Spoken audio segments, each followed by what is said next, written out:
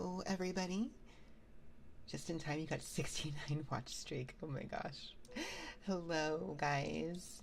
Welcome in. Thank you for the hydrate and the head pats. There they are. All right, good.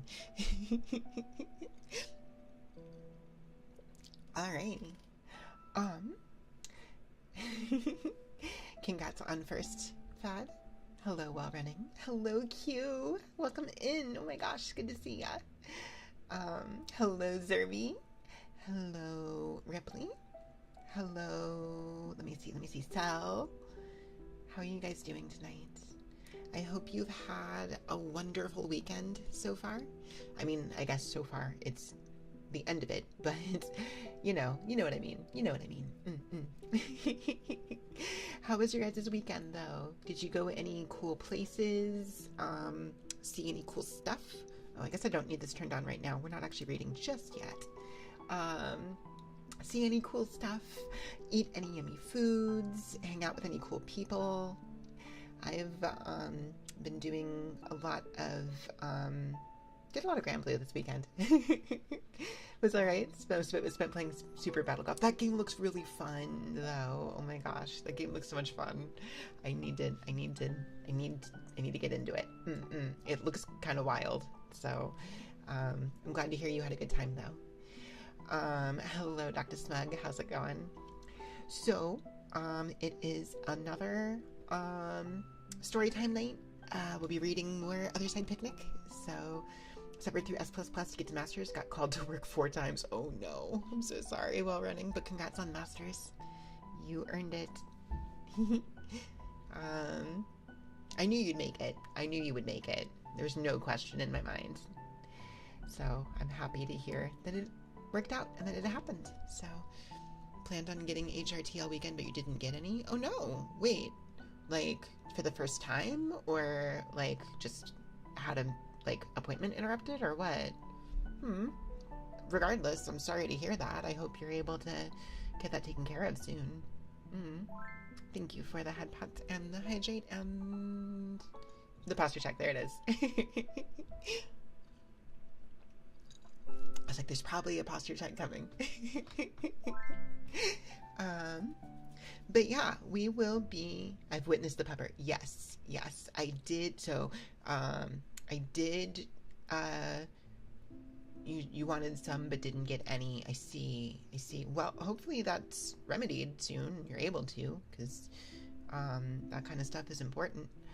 But yeah, there is a video up on YouTube, on the YouTube channel, of my reactions to the Pokemon Presents. And yeah, if you want to... Do we start crying now or tomorrow? So... No, not yet. Although, if we get emotional, it happens. I am planning on streaming tomorrow night as one final kind of I guess, kickoff before my hiatus. And we're going to see if we can finish up both Blasphemous and Crow Country. So, tomorrow, one more stream tomorrow, and then hiatus. I'm gonna miss you guys. I'm hopefully it will, well, not hopefully even, it'll be quick. It's not gonna be that long. I'll be back before you know it, right? It'll just be a couple weeks, and then we'll be right back, and it'll be like I never left, right? So Starlight, oh my gosh, welcome in. Hello, Ian. Hope I have a comfy stream. Yes. You've been thinking about it more than usual today. Aw, while running. Hello, Ender. Oh my gosh. Hello, everybody. But yeah, no, there will be one more stream tomorrow. So it's not all the way over yet. This is the last ASMR stream before hiatus, but we will have one more gameplay stream tomorrow. So, so there is that. Thank you for the shout out. Of course, Starlight, of course.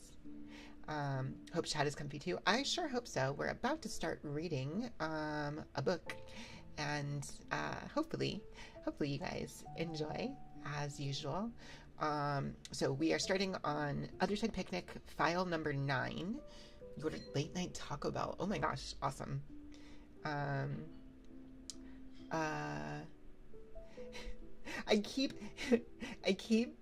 like ranking out of Starlight's tournaments before I can get into them. There was a time when I was like, oh man, I should do like the beginner tournament that Starlight runs at some point. And then it was like, oh wait, I'm out of that. Okay, well there's the intermediate oh no, wait, I'm out of that too.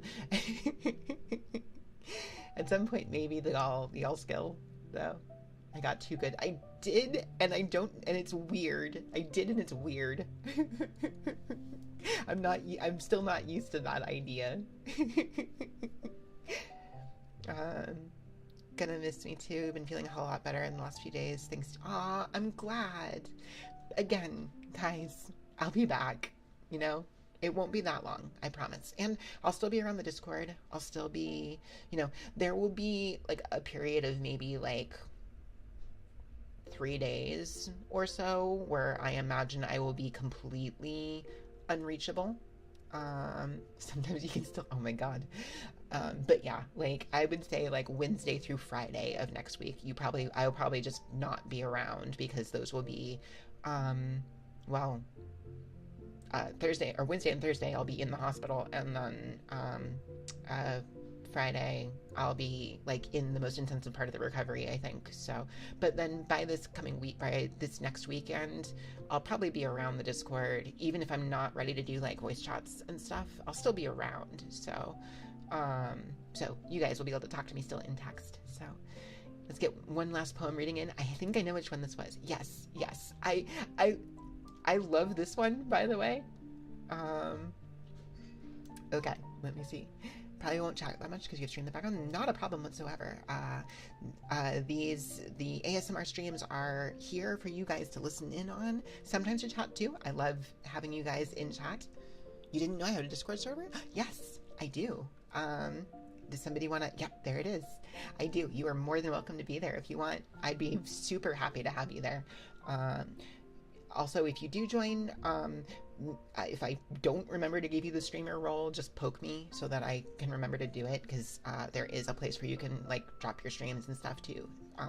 And I want to make sure that everybody who does those has access to it. I just forget sometimes. So, but yeah, no, please join. Please join. I would love to have you there.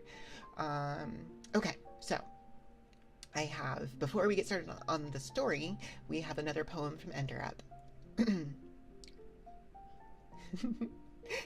This is like the most Shel Silverstein ass poem I've ever, like, I love this. All right.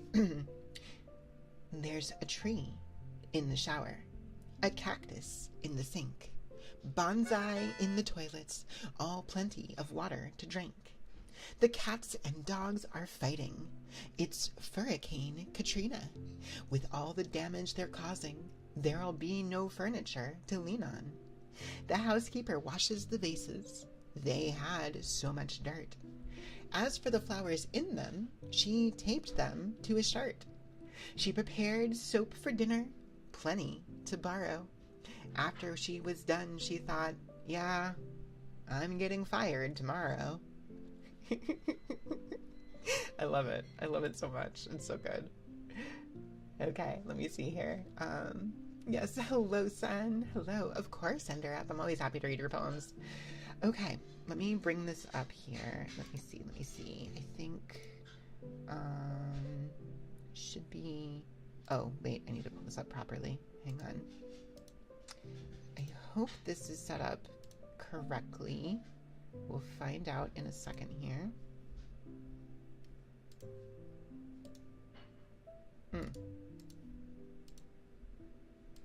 There it is. Mostly. Okay, let me... So, I think I have this on the wrong one, because I think the one I had the smooth fade in, fade out. That's okay, I can fix that right now.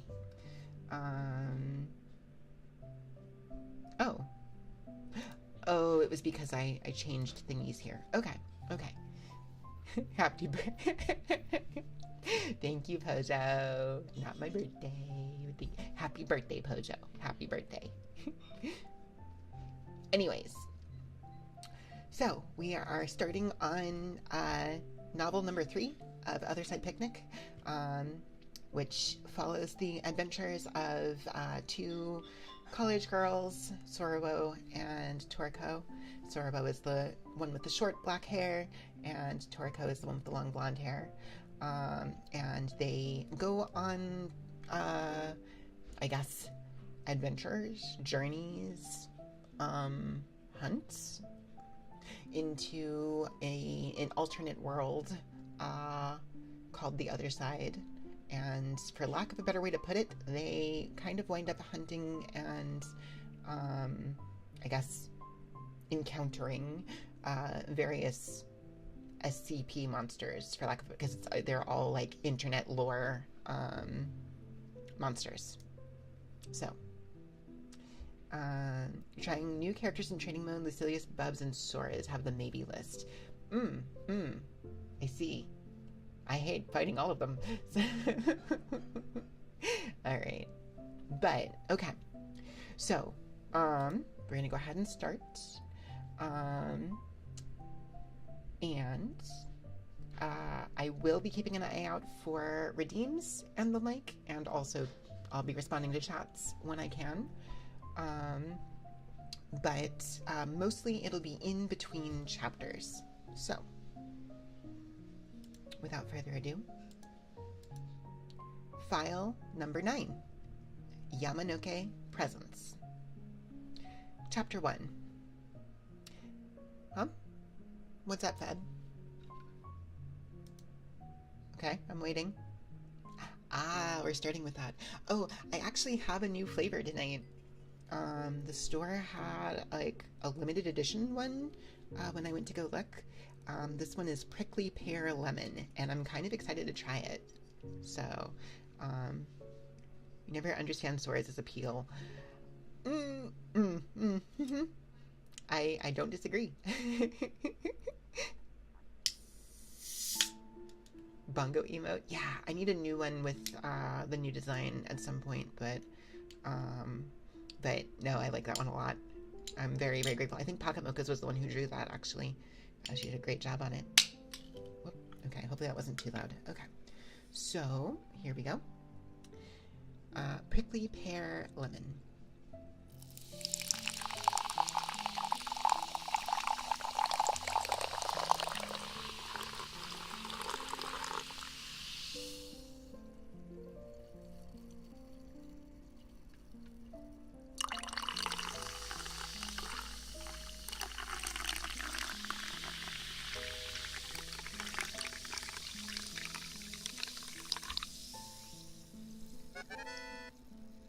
Hello, White Bear.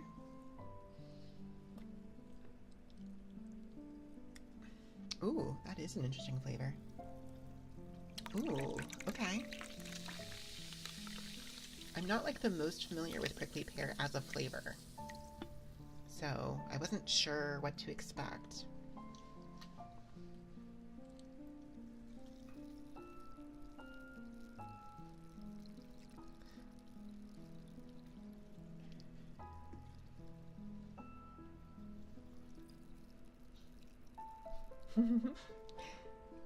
It's kind of like, okay, let me see if I can describe this.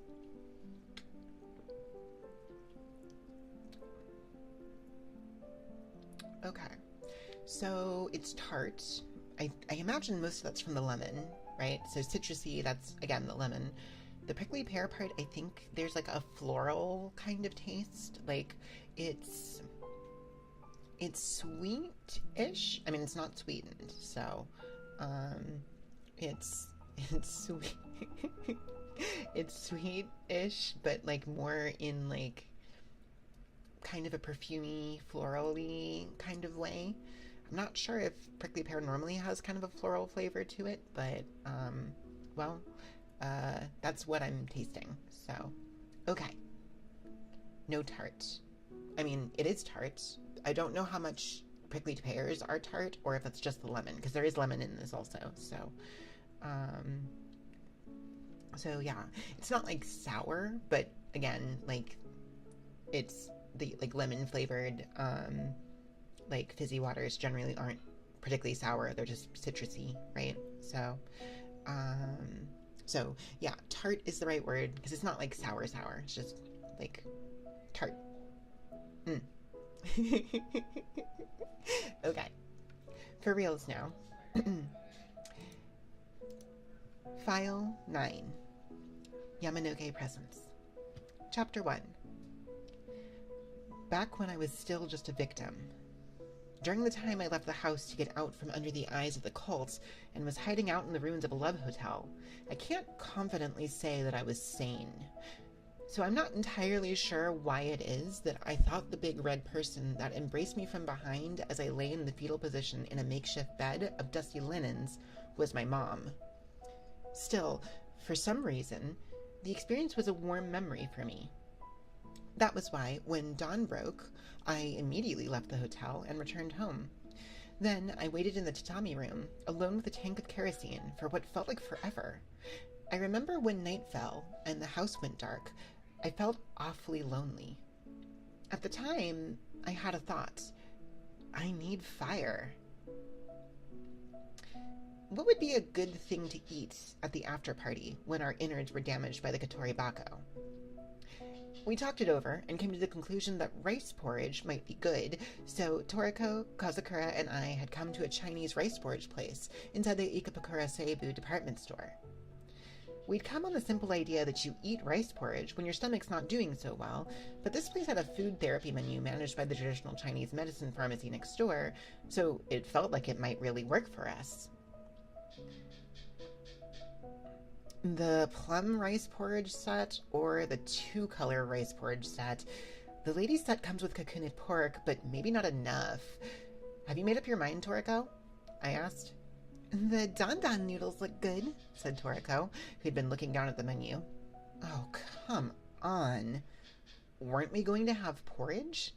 Nothing's meaty enough. This doesn't feel like the sort of place where we can go, here's to a job well done, cheers, either. Toriko pursed her lips. It was afternoon on a weekday. The place was maybe at 40% of capacity, and everyone here but us were old ladies. Nearly every drink on the menu was some sort of healthy-sounding tea. The restaurant was selling itself as a place for rice porridge and tea, so that was to be expected. What are you complaining about when we came to eat at a Chinese food therapy restaurant? Kozakura said, glaring at Toriko. For now, let's just order tea, I suggested. It looks like refills are free. Oh, they are? That's a bargain. That's how tea is in China. You ask for hot water and can drink it several times, Kozakura explained. That made Toriko's eyes widen, as if an idea had occurred to her. Oh, I think I might have done that in Chinatown when I was little. In Yokohama? No, Vancouver. Mom brought me there. Her mom, huh? Whenever she talked about her family, Toriko briefly looked away. Her voice lowered slightly too, and it took on a calm tone. When people talk as though they remember their past, I've heard their eyes move on their own to look in a certain direction. For Toriko, it's down and to the left. That was probably where the memories of her lost family were in her mental map. Figuring I should take the opportunity to try a type of tea I hadn't drank before, I ordered kantosha. Toriko went for sanchacha, and Kozakura had maikacha. What is maikacha? I can't even imagine. I don't know either, but it was said to help suppress your irritation. That certainly does seem like a good fit for you, Kozakura. Yeah, I'm feeling irritated at this very moment. I hope it comes soon. When her maikacha came, it turned out to be rose tea. Toriko took a sip of her sanzacha, which turned out to be bittersweet. As for my kantosha, it had a thin flavor and was surprisingly easy to drink. While I was sipping at the warm Chinese medicinal tea and chewing on the pumpkin seeds that came with it, Toriko started talking. Hey, Kozakura, what happened to Satsuki's notes after that? Kozakura hesitated for a moment before answering. They're in the DS lab storage, to keep anyone from reading them. The DS lab, the Dark Science Research Encouragement Association. This organization, with its shady-sounding name, was apparently founded as a civilian organization in the 90s in order to carry out research on the other world, which they called the UBL, the Ultra Blue Landscape. Though, disappointingly, despite their impressive name, their only current work was securing past victims of the UBL and making hopeless attempts at treating them. It was harsh to say this, but their work resembled the cleanup after a losing battle. The reduced scope of their work included gathering strange items from the other world, UB artifacts. It was the DS lab that bought the mysterious objects, like the Mirror Stone and the Infinite Seashell that we had brought back. Because the notes of Satsuki Iruma, who had vanished while working for the DS lab, were written in indecipherable characters, they had been left alone all this time. Turned out they were in the language of the other world, and we'd learned firsthand that reading them aloud could cause terrifying phenomena to occur. "We can't read anymore, but they're a clue for chasing after Satsuki," Toriko said. "Are you an imbecile? They're beyond dangerous. If Sorobo-chan hadn't been there, you'd have died." "Well, yeah, but the Kotoribako, was it? It came out of nowhere. I was surprised." "I'm surprised you can write it off as a surprise." I kept mum as Toriko and Kozukura went back and forth. The two of them thought all that appeared was the Kotoribako, but I knew otherwise. When I read out of the notebook, Satsuki Iruma had appeared. The Satsuki Iruma, who Toriko was searching for, was tied to entities on the other side of the Ultra Blue. Though I had realized that when I dismantled the Kotoribako, I hadn't told the two of them, or Migiwa of the DS lab. I didn't even know if I should.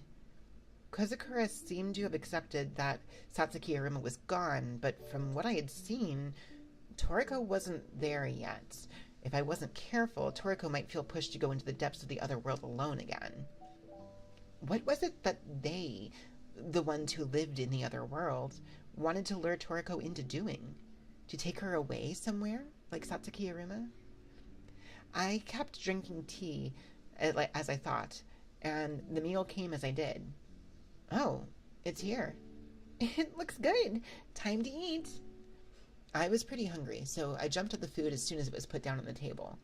Mine was a 2-color rice porridge set with crab rice porridge and chicken rice porridge. It had a gentle flavor. The salt was used sparingly, so I was grateful that it came with ebi chili and pickled Sichuan vegetables on a separate plate. Toriko, perhaps wanting something meatier, had gone for the kakuni pork rice porridge set. The big bowl of rice porridge with kakuni pork, bok choy, and goji berry came with a separate bowl of wonton soup. Kozukura had the yamcha set, which came in a bamboo basket, and the boiled gyoza and shumai were letting off steam. Seeing how Toriko and I were chowing down, Kozukura looked at the two of us dubiously. "Hey, are you two really all right?" "Yeah, we don't seem to be having any trouble. Right, Sorobo?" "It tastes good, and I have a normal appetite," I responded, though I was perplexed. It had only been 2 days since then, but the food tasted good. That, in and of itself, seemed weird somehow. The heinous mass of curses which ate away at the innards of women and children, the Kotoribako. We dismantled that box, which Satsuki Iruma threw at us from the other world like some sort of hand grenade, and then somehow returned from the other world alive, but Toriko and I had taken serious organ damage, or we should have. The CT image of my innards had no shadows on it, no inflammation, and no bleeding either. There was nothing wrong with my blood. The tissue sample from my mouth and the urine test both came back fine too. Blood pressure, vision, and hearing, all good. In other words, I was the picture of health. If I were to pinpoint something wrong, the reading for my liver was a bit high for a 20-year-old, and I'd gained a kilo. Toriko had not. But honestly, that was all within the margin of error. This was done in the DS Lab's expensive medical facility, so it was definitely all correct. It was a thorough physical examination, taking a full 2 days. Since we had been hit by the infamous Kotoribako, I had been prepared for some after effects. Because of that, the result was unexpected, and it actually worried me more than reassured me. Okay, then what was that pain that felt like my organs were being pecked at inside of me? What was the red stuff that those red birds, which were like the embodiment of the curse, flew inside our bodies and had come out carrying in their beaks? The fact was, Toriko had nearly died in front of me. I still shuddered when I remembered the moment I realized she wasn't breathing and had no pulse. Had they torn something out of the two of us after all? Something important that wouldn't show up in a medical checkup? I couldn't shake that worry. Though I felt uneasy in a way that made it hard to be completely happy. If modern science said we were unharmed, there was nothing more to be done. We had been discharged from the medical center, so we left the DS lab building in Tamiki-Sano and headed back to Ikebukuro to celebrate our recovery and have an after party. Without alcohol, of course. Maybe Toriko was right, and it did feel a bit insufficient. Hey, your phone's been ringing for a while now. Is that okay? Toriko asked, and I looked down to see my phone buzzing on the table. Nah, it's fine. I'm sure it's just Karateka. I picked up my phone, checking it just in case, and, as expected, the one shooting messages at me was Karateka, Akari Seto, a first-year student at my school. Akari Seto who did karate. The only kohai at my school I had any interaction with, who I had gotten to know when she was attacked by ninja cats. During our 2-day medical examination, we'd had a lot of free time, so while we were whiling away the time watching Netflix, but my luck ran out when I carelessly responded to a message Karateka sent my way. Ever since, she may have let it get to her head, because she was talking to me an awful lot. It tended to go like this. What are you up to now? Who are you, my girlfriend? Do you know this urban legend? I know it, I don't care, and your knowledge of it is shallow. I found a place nearby where accidents are always happening. How about it? How about what? They were all pointless conversations, and I tried to be as curt in my responses as I could, but she showed no sign of getting discouraged. One of my friends had something scary happen during a test of courage. Are you interested, Senpai? Nope. When I told her a bit about my experience, she seemed interested, so I was hoping you could talk to her with me sometime. What are you doing? Don't tell anyone about that. It's cool. I haven't told anyone about that. The message was followed by a gun emoji stamp. I furrowed my brow unconsciously. Ever since we saved her from the ninja cats, Karateka seemed to have mistaken Toriko and me for experts on the supernatural, and was always coming up with new excuses to get involved with us. It seemed she'd always been interested in scary stories, but I felt she was coming on a bit strong, even considering that. When I looked at Karateka using my right eye, there was clearly something wrong with the way she spoke and acted. Was it possible my personality had influenced her? Whatever the case, it wasn't really good to have a ghost story maniac who was so eager to act on things. Going to spiritual spots for tests of courage to have frightening experiences, kicking over gravestones, bringing back items. Many of the true ghost stories I had read featured people who had crossed the line like that, and they almost always met a miserable end. I wasn't all that attached to Karateka, but I didn't want it to be my fault if something unfortunate happened to her. I'm busy eating now. I sent that message to terminate the conversation, then set my phone to airplane mode. You don't need to talk to Karateka-chan? Toriko asked. Yeah, I'm already this close to blocking her, but if I did, she'd just hassle me at university again. She respects you, right? Give her a bit of your time. Well, hey, I don't want to drag her into anything. She already knows too much, to be honest. Well, yeah, but... Toriko pursed her lips in dissatisfaction. Her attitude towards Karateka was wavering. The fact that they were both students of Satsuki Iruma must have come as quite a shock to her. She'd always believed that she was Satsuki's only... friend. Despite that, when I was brusque with Karateka, Toriko didn't look all that happy about it. I'm sure she was just superimposing herself on someone who shared her own circumstances, but that was none of my business. If I played along with the sometimes completely unhidden adulation that Toriko and Kazakura had for Satsuki Iruma, I'd go batty. So, you two are planning to go there again, huh? Kazakura asked as she chewed on a sesame dumpling. Toriko and I looked at one another and then nodded. Yeah, although I'm not planning to travel far this time. Yeah, Sororo and I were talking about it, and we thought we'd start with a light trip from one gate to another. You say light, but they're pretty far apart, aren't they? I mean, sure, the distance is technically walkable, but... Having walked with me the time we were dealing with the time-space man, Kazakura had a sense of the distance between things in the other world. Toriko nodded. We'll be using the AP1 this time. That's why we'd like to use your house as our entry point this time. Do you mind? Toriko's words made Kazakura frown. If I told you I did, would you give up? Do what you want. Thanks. Picking up where Toriko left off, I continued. I'm thinking we'll gradually expand our range like this. Up until now, we haven't traveled that far from each gate, so even though we've had multiple entry points, it never made much of a difference. That's why I want to secure safe routes between the gates we already know of, for the future. Is there any such thing as a safe route in that world? Kazakura asked. Well, that it's free of glitches is all I really mean by that. If we leave marks, like a trail of breadcrumbs, behind us as we go, it'll make things easier in the future, right? Well, yeah. There'd been an awkward pause before I responded to Toriko. It was true that if we posted signs along our route, it would make later operations in the other world easier, because then, even if I didn't use my right eye, we could act without having to worry about glitches. In short, Toriko would be able to act without me again. Then again, even if we secured relatively safe routes, the rest would still be just as dangerous as before. I didn't think I'd need to worry too much.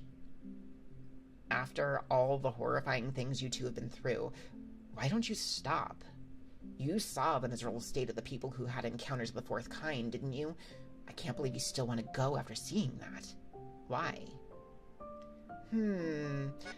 I think we're really in a different state of consciousness on that side compared to this one, I said. Huh? When you're having a nightmare, it's really scary when you're asleep, but once you've been awake for a while, even if you vividly recall it, that state of fear is gone, right? You're not going to say, I'll never go to sleep again. I explained it to Kazakura, who was looking at me dubiously. I think the experiences of fear we find in true ghost stories have an element to that to them too. The teller saw something unbelievable, was shocked, and was scared senseless, but they're able to go back to their daily life. That's similar to a scary dream, right? I thought it was simply a matter of the homeostasis of the psyche, but the other world clearly exerts some influence on our brains, so our state of mind over there must be different from over here. That's why, once we return to the surface world, we're naturally able to think about going there again. Kazakura clutched her head. I didn't ask so that you could start analyzing the mechanisms of cognition. What about you, Toriko? Yeah, I really do have to go pick up Satsuki, Toriko said, having finished her anen tofu and set her spoon to the side. I don't know what she's doing now, or what's happened to her. Maybe Satsuki's ended up like one of the patients you showed us at Dia's lab. But that's all the more reason for me to go get her. I mean, there isn't anyone else searching the other world. I know how you feel. I really do. Even I want to... Swallowing whatever it was she'd started to say, Kazakura trailed off. Then, after letting out a long sigh, she seemed to notice something. What's wrong, Zoro-chan? Not feeling well? When she called my name, I realized I'd been staring vacantly at my now empty plate. No, I'm fine. I shook my head and looked up. I'd been afraid to look at Toriko's eyes as she talked about Satsuki Iruma. Whenever she did, Toriko didn't look down and to the left, or up and to the right. She looked straight ahead. It was a distant gaze, chasing after Satsuki Iruma, who'd gone far away. No matter what else was in front of her, it didn't enter Toriko's vision. There were times I'd thought about it. What would have happened if Toriko had gained the power of my right eye, which tore away the veil over our perception of the other world? I'm sure she would have used it like crazy and gone deeper and deeper into the depths of the other world, chasing after Satsuki Aruma and paying no heed to me. As I was thinking that, my eyes met Toriko's. Sorowo, have you thought about what we'll make to bring along this time? Huh? Was there something we ought to make? Seeing me perplexed, Toriko grinned. Lunchboxes. We were saying we'd make them to bring on our next expedition. Oh, yeah, that's right. Huh. I recalled us saying something along those lines when we were rescuing the U.S. forces from Kisaragi Station. Because of all the accidental trips to the other world since then, I'd forgotten. But I guess she'd been serious about that? You're acting like it's going to be a picnic. This is exactly what worries me, said an exasperated Kozakura. We'll head out early, eat our lunchboxes, then come home while it's still afternoon. Oh, I had that mixed up. That was actually Sorowo. Oh well, that's fine. We'll head out early, eat our lunchboxes, and then come home while it's still afternoon. Even after I said that, the dubiousness of the look Kozakura was giving us didn't relent in the slightest. Hello. Let me see here. Hi, Lucy. Hi, Dino. Hi, Mitsunari. Hi, Suki. How you guys doing? Thank you for the head pats. Okay. Just checking to make sure there's no redeems. I don't believe there are. Okie dokie. Okay. Chapter 2. Saturday, 10 a.m. the following week. We had met up in Kozakura's yard and we were preparing to head out. Our guns were already put together, magazines loaded, though, as always, I'd left assembling the rifle to Toriko. 2 Makarovs, Toriko's AK-101, and my M4 CQBR. There was a high fence and some trees between us and the neighboring house, so I didn't think anyone could see, but the fact we were armed with guns in a residential neighborhood of Japan still put me on edge. What do we do if a delivery comes now? I asked. We could insist it's for survival games or cosplay, Toriko replied. If they take an interest, that would be even more hassle. Delivery people don't have time for that. It'll be fine, okay? Now that I thought about it, we both had new equipment this time. Slings. By which I mean perfectly ordinary straps we could attach to our rifles, letting us hang them from our shoulders. Following a tip on a Survivor Games blog, I had tried buying something called a Magpul multi-mission sling off Amazon. Adjusting the length, I was able to hang the M4 off my shoulder. How's it feel, Sorowo? Super easy to carry. I know, right? We should have brought these sooner. If you knew, you could have said something. I can't believe I was lugging this heavy rifle around with just my hands. It never occurred to me we could buy gun accessories on Amazon. It had started when I was chatting with Toriko and mentioned it was exhausting how heavy our rifles were, and I learned about the existence of slings from her.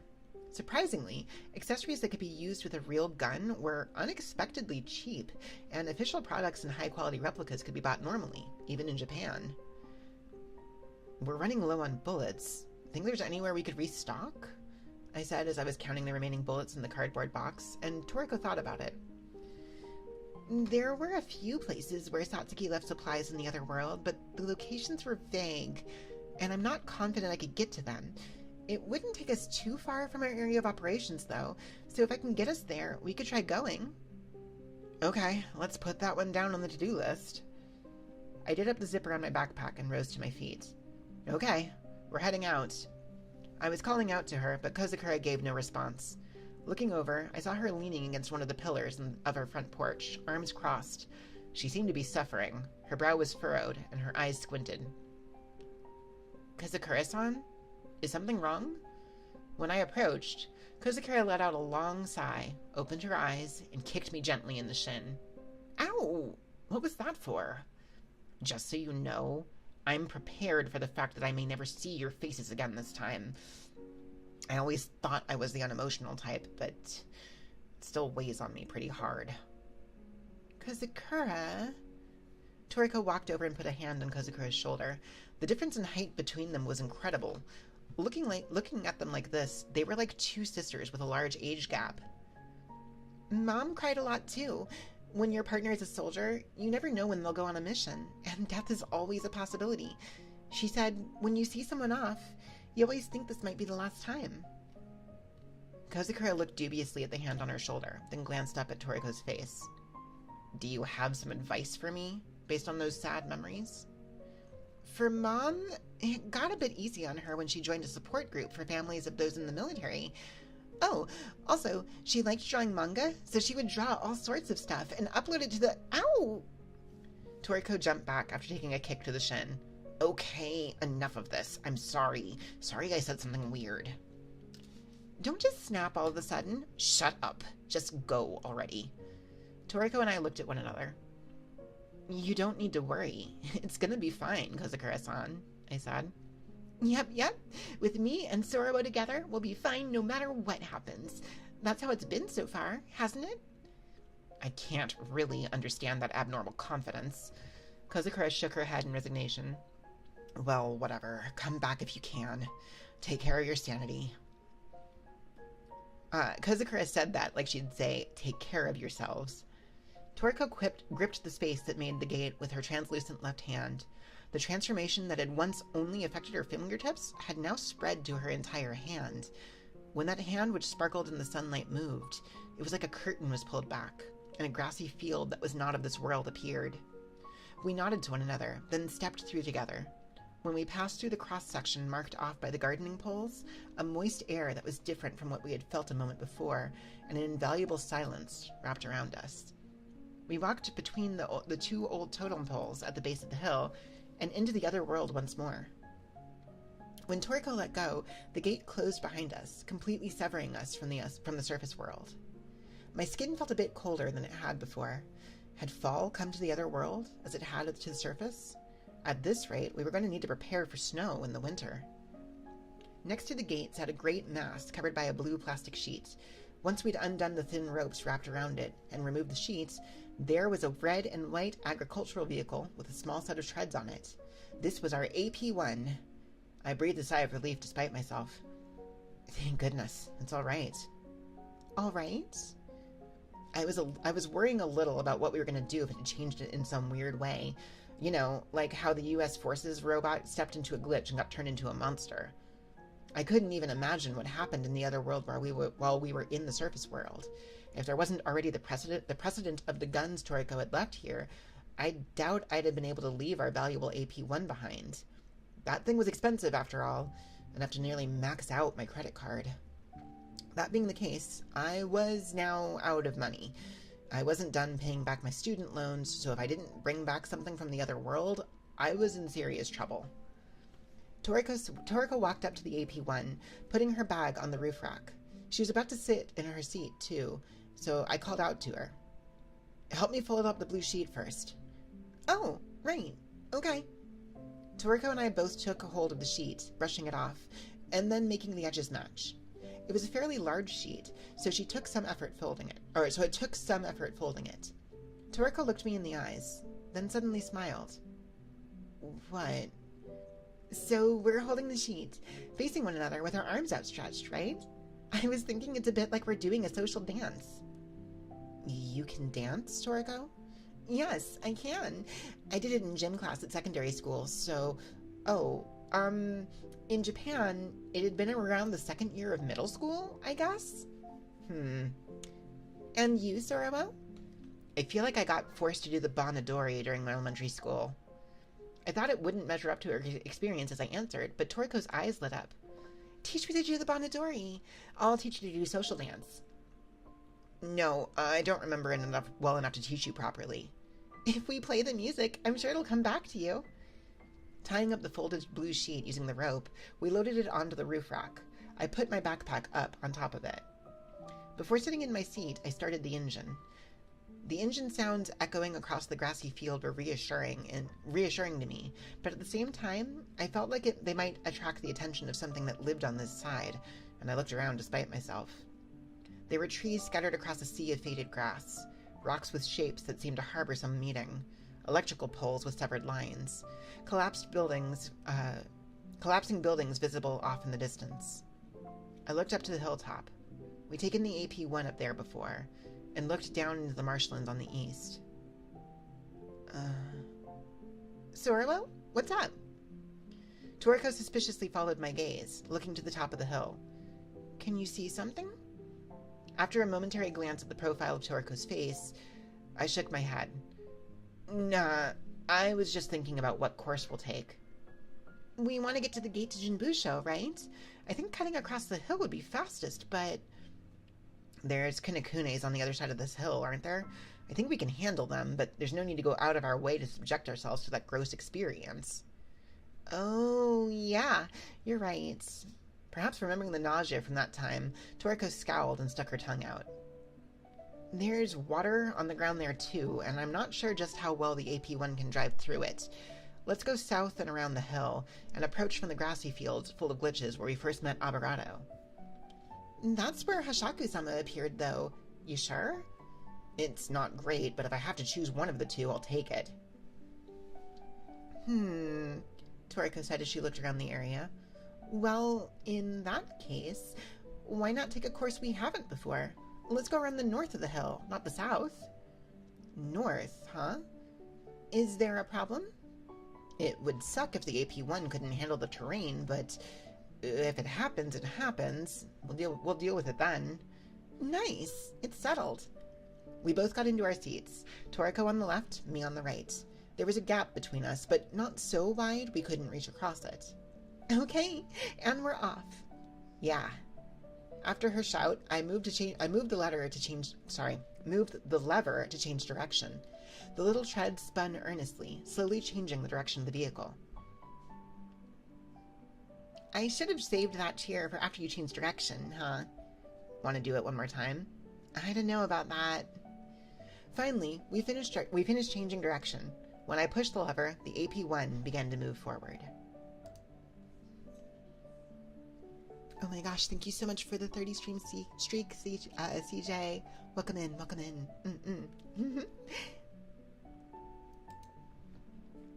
Chapter 3. We were moving slower than we would have if we were traveling on foot, at a speed of 3 kilometers per hour, making the scenery drift past us at the pace of a leisurely stroll. The road was smooth after we left the gate, and the ground was more or less level. The marshland spread out to our right, the surface of the water there glittering. There were bubbles rising in some places, and eddies that had formed in others, likely indicating some sort of glitch. It would be a pain to have to deal with a kunekune if I saw one, so I made a conscious effort not to focus my eyes too far off in the distance. I'm keeping watch with my right eye, but just to be safe, would you mind throwing some bolts too? I asked. Okay. I handed her the heavy nail bag.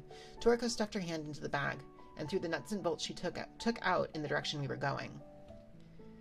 The glitch density is low here, making it easy to move forward, is what I was thinking when one of the bolts she threw fell to the ground and what looked like rainbow ferns started sprouting from it. Whoa, what? I gasped. It makes no sense. This wasn't the first time that things had made no sense. I tried not to think too much as I carefully went around it. We really can't let our guard down. I think I'd have seen it if we got a bit closer, but we don't want to get that close to these things to begin with. I'll take my throwing duties a bit more seriously. There was no question that things happened in the other world were deeply tied to our perception. However, each time we encountered something as nonsensical as this, I was left with a strong impression that there was more involved than just that. It also felt slightly different from the sort of unreasonableness found in true ghost stories. Or maybe this was born from some interaction between the other world and human cognition. If I looked at the vast grassy field, it was by no means uniform. There was an angular rock, much like a gravestone, partially buried beneath the grass. A rotten cardboard box with multiple yellow cable-like things had come out from under it.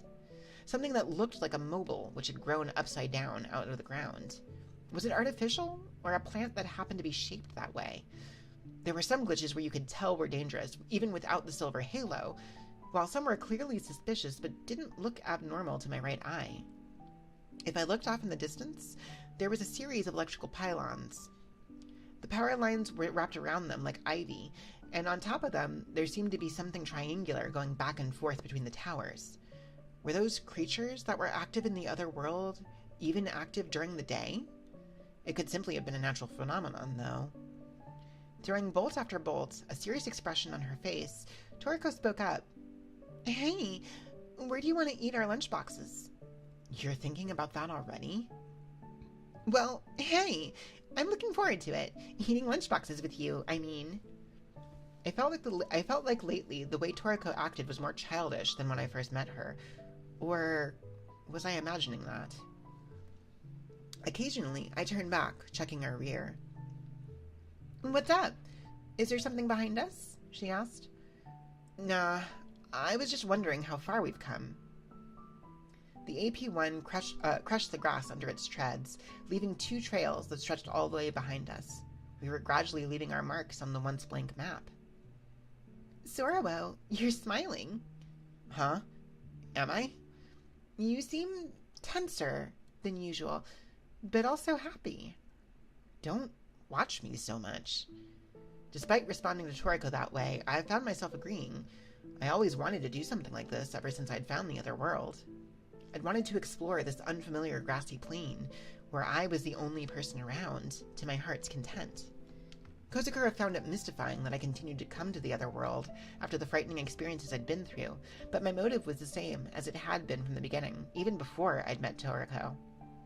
I still vividly remembered the irritation I felt when I first encountered her. Back then, more than anything, I was shocked to learn that the other side was not a secret place just for me. On top of that, just as I was getting excited about how I was going to explore it, the entrance vanished right before my eyes. If Toriko hadn't come and found me after that, and if she hadn't told me about the gate in Jinbusho, I have to wonder what would have become of me without the other side. Aberado, the man we met the time we encountered Hishaku-sama, had searched incredibly hard for his vanished wife and had found a gate to the other world on his own, but I can't imagine I would have had that level of determination. That I was here now, doing this, was thanks to Toriko being there. And one sec here. We have... Hello, Boo. How's it going? But we have... Let me go ahead and open this up here. Whoop. Hang on. We have a picture here of Sorrowo and Toriko on the AP-1. So, once again, we have Toriko right here and Sorrowo right here. So you have visuals to go with the names, I guess. I'll leave this up while I'm on this page. I stared at Toriko, who was beside me and continuously throwing bolts. What? She asked. No, I was just thinking, I'm glad I was able to meet you. What? Why so suddenly? Toriko asked with a grin. I'd gradually started to figure her out. She acted like this when she felt shy. I tried my best to not look away, not wanting to lose those golden lashes and the beautiful indigo irises they framed. And, okay, she started acting weird. Sorrowo, don't stare so much. This is embarrassing. She looked away, her ears red. Though she seemed aloof, if you complimented her directly, she was more bashful about it than you might expect. I'd realized that the time we changed into swimsuits at the beach when we wandered into Okinawa. I turned to look behind us. With a gulp, I opened my mouth. The two of us, all alone like this, exploring an unfamiliar world, it makes me happy. I'm really grateful that you chose me. I managed to get into a groove as I spoke, and the words flowed out of my mouth smoothly. That time, you called it the closest relationship in the world. Honestly, at first, I didn't know what you were talking about, but... Whoa, hold on. What? Unable to take anymore, Toriko's eyes widened, and she turned back to look at me. What's up, Sorrowo? Don't you think you're acting funny today? You think? Aren't I always like this? No way. Not a chance. I mean... Are you alright? Did you see something that messed you up? Now it was Toriko's turn to stare at me, concern on her face. Taking advantage of an opening when I faltered, she pinched my cheeks. Then as she squeezed them, Toriko said, "What should I do if you've gone crazy? Will hitting or slapping you fix it? Hey, don't rub my face." I shook her off, but the motion nearly made me fall out of my seat. "Whoa there!" Toriko reached out in time to grab my arm and pull me back. "See, that's what happens when you get rough." "It was your fault, Toriko." My response made Toriko cackle. "Oh, good. You're back to the usual, Zorowo."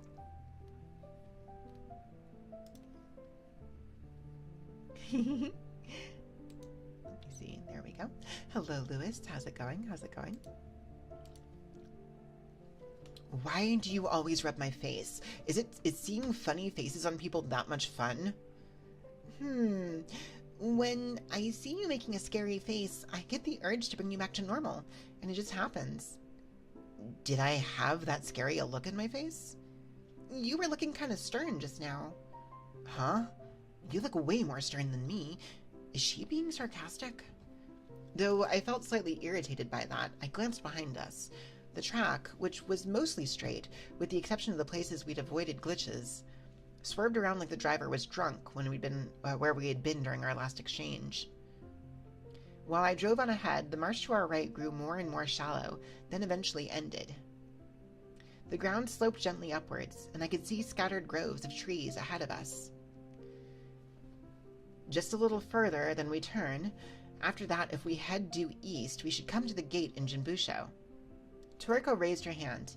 "Commander, when is it lunchbox time?" "Can't it wait until we reach the gate?"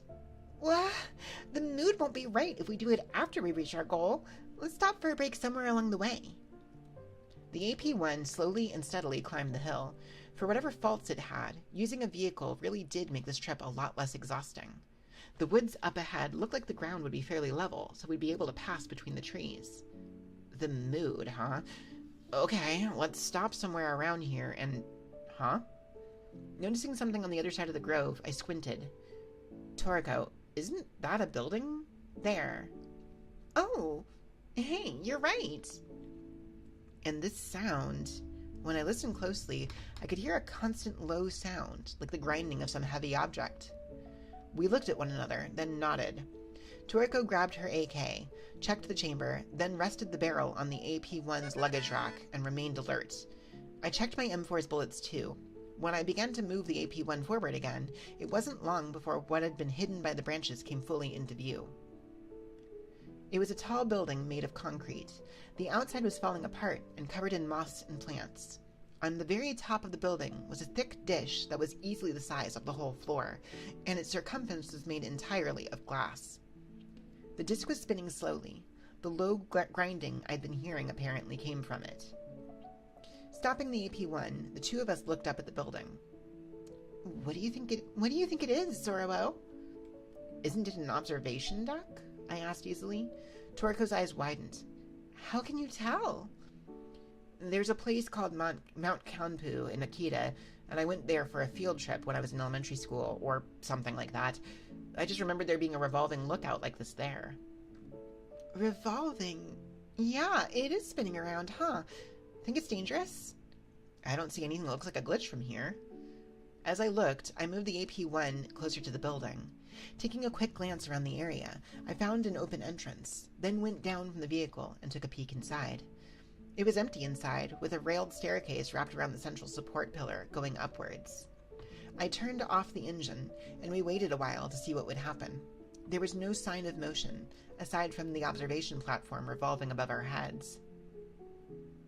"Seems safe enough," Toriko said, lowering her AK. "Want to go up? The observation platform will give us a good view of the surrounding area, and besides..." "It's the perfect place for lunch." "Bingo!" Toriko laughed gleefully when I finished her sentence for her. It seemed she was dead set on having lunch. Not too bad. Was it quite a calm day today? Good. Nice to hear. And yeah, no, this file is the eponymous picnic on the other side, like quite literally, which I kind of find amusing. Chapter 4. Was this the first building we'd been inside in the other world since the one where we'd encountered Hashaku-sama? It looked the same on the outside, but the inside was bare, and it was hard to imagine it having ever been in use. Kisaragi Station, the Time Spaceman's ghost town, and the beach house in Okinawa had all looked like they were brought in from the surface world, but this observation deck seemed to be somewhat lacking in detail. Almost like it was some sort of pseudo-building. Even so, the stairs were made of sturdy concrete, and they didn't give way under our feet, though the paint on the metal railing was faded and beginning to flake. It peeled away easily when I touched it with gloves, revealing the rusted metal beneath.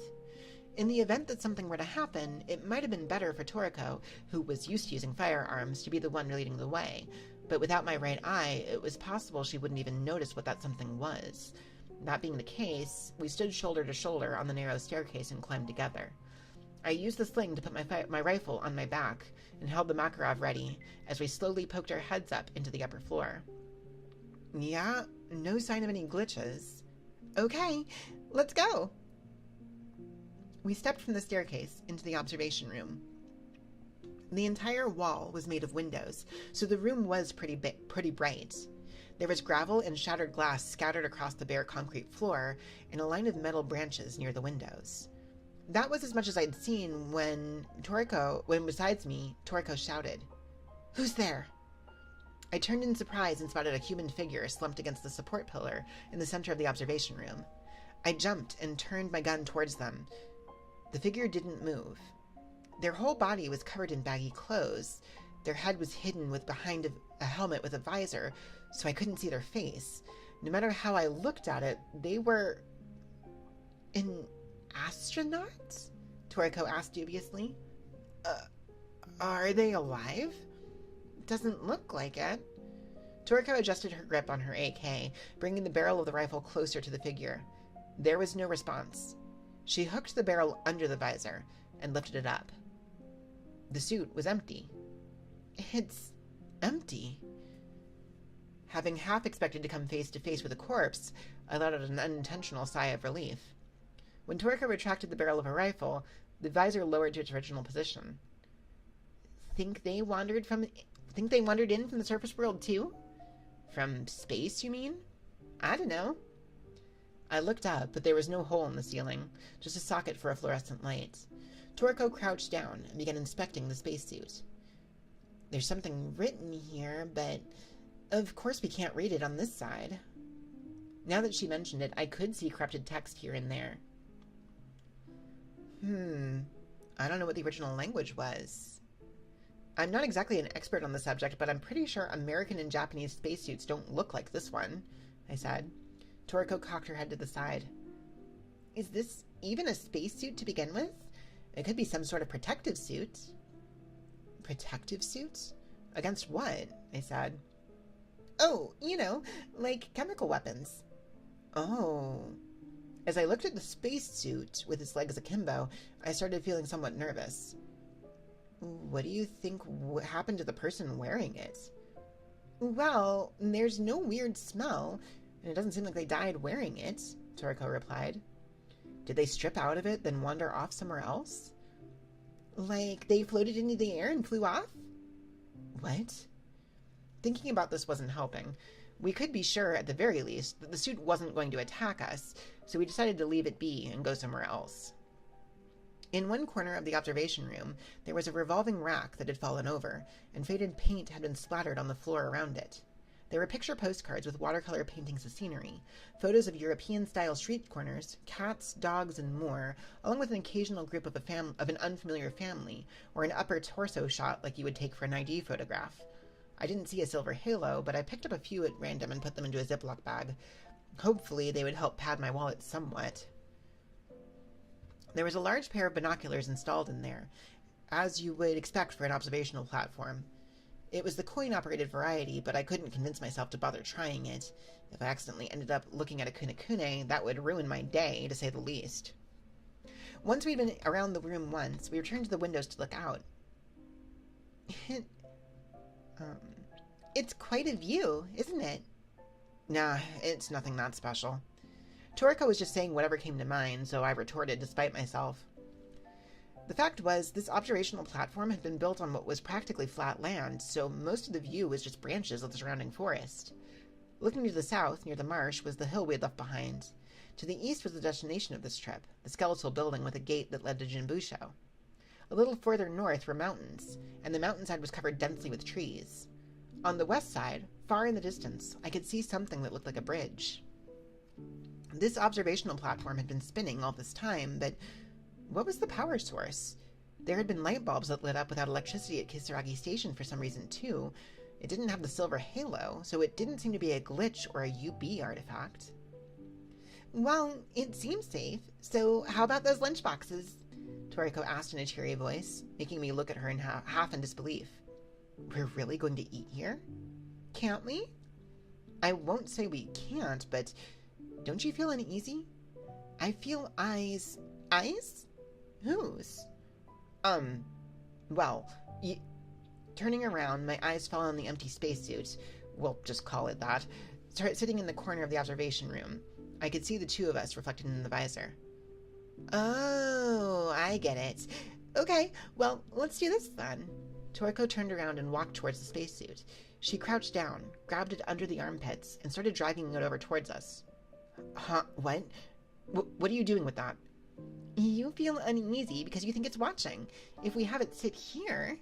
Well, I looked on in exasperation. Toriko sat the spacesuit down on one of the benches by the windows. Then she plopped herself down next to it, putting her arm around the spacesuit's shoulders and giving me a thumbs up. Look, see? Now it just looks like a person looking out from the observational platform. I watched Toriko as she spoke with obvious satisfaction, then shook my head. Toriko, there are times when I think you're seriously insane. Chapter 5. Sitting on the bench beside the spacesuit, we opened the lunchboxes we had pulled out of our packs. Toriko's was a small basket of sandwiches. There were colorful napkins laid out, and they looked pretty. Toriko pointed to them one after another, explaining the fillings of her sandwiches. This one's a ham, cheese, and cucumber. This one's cream cheese.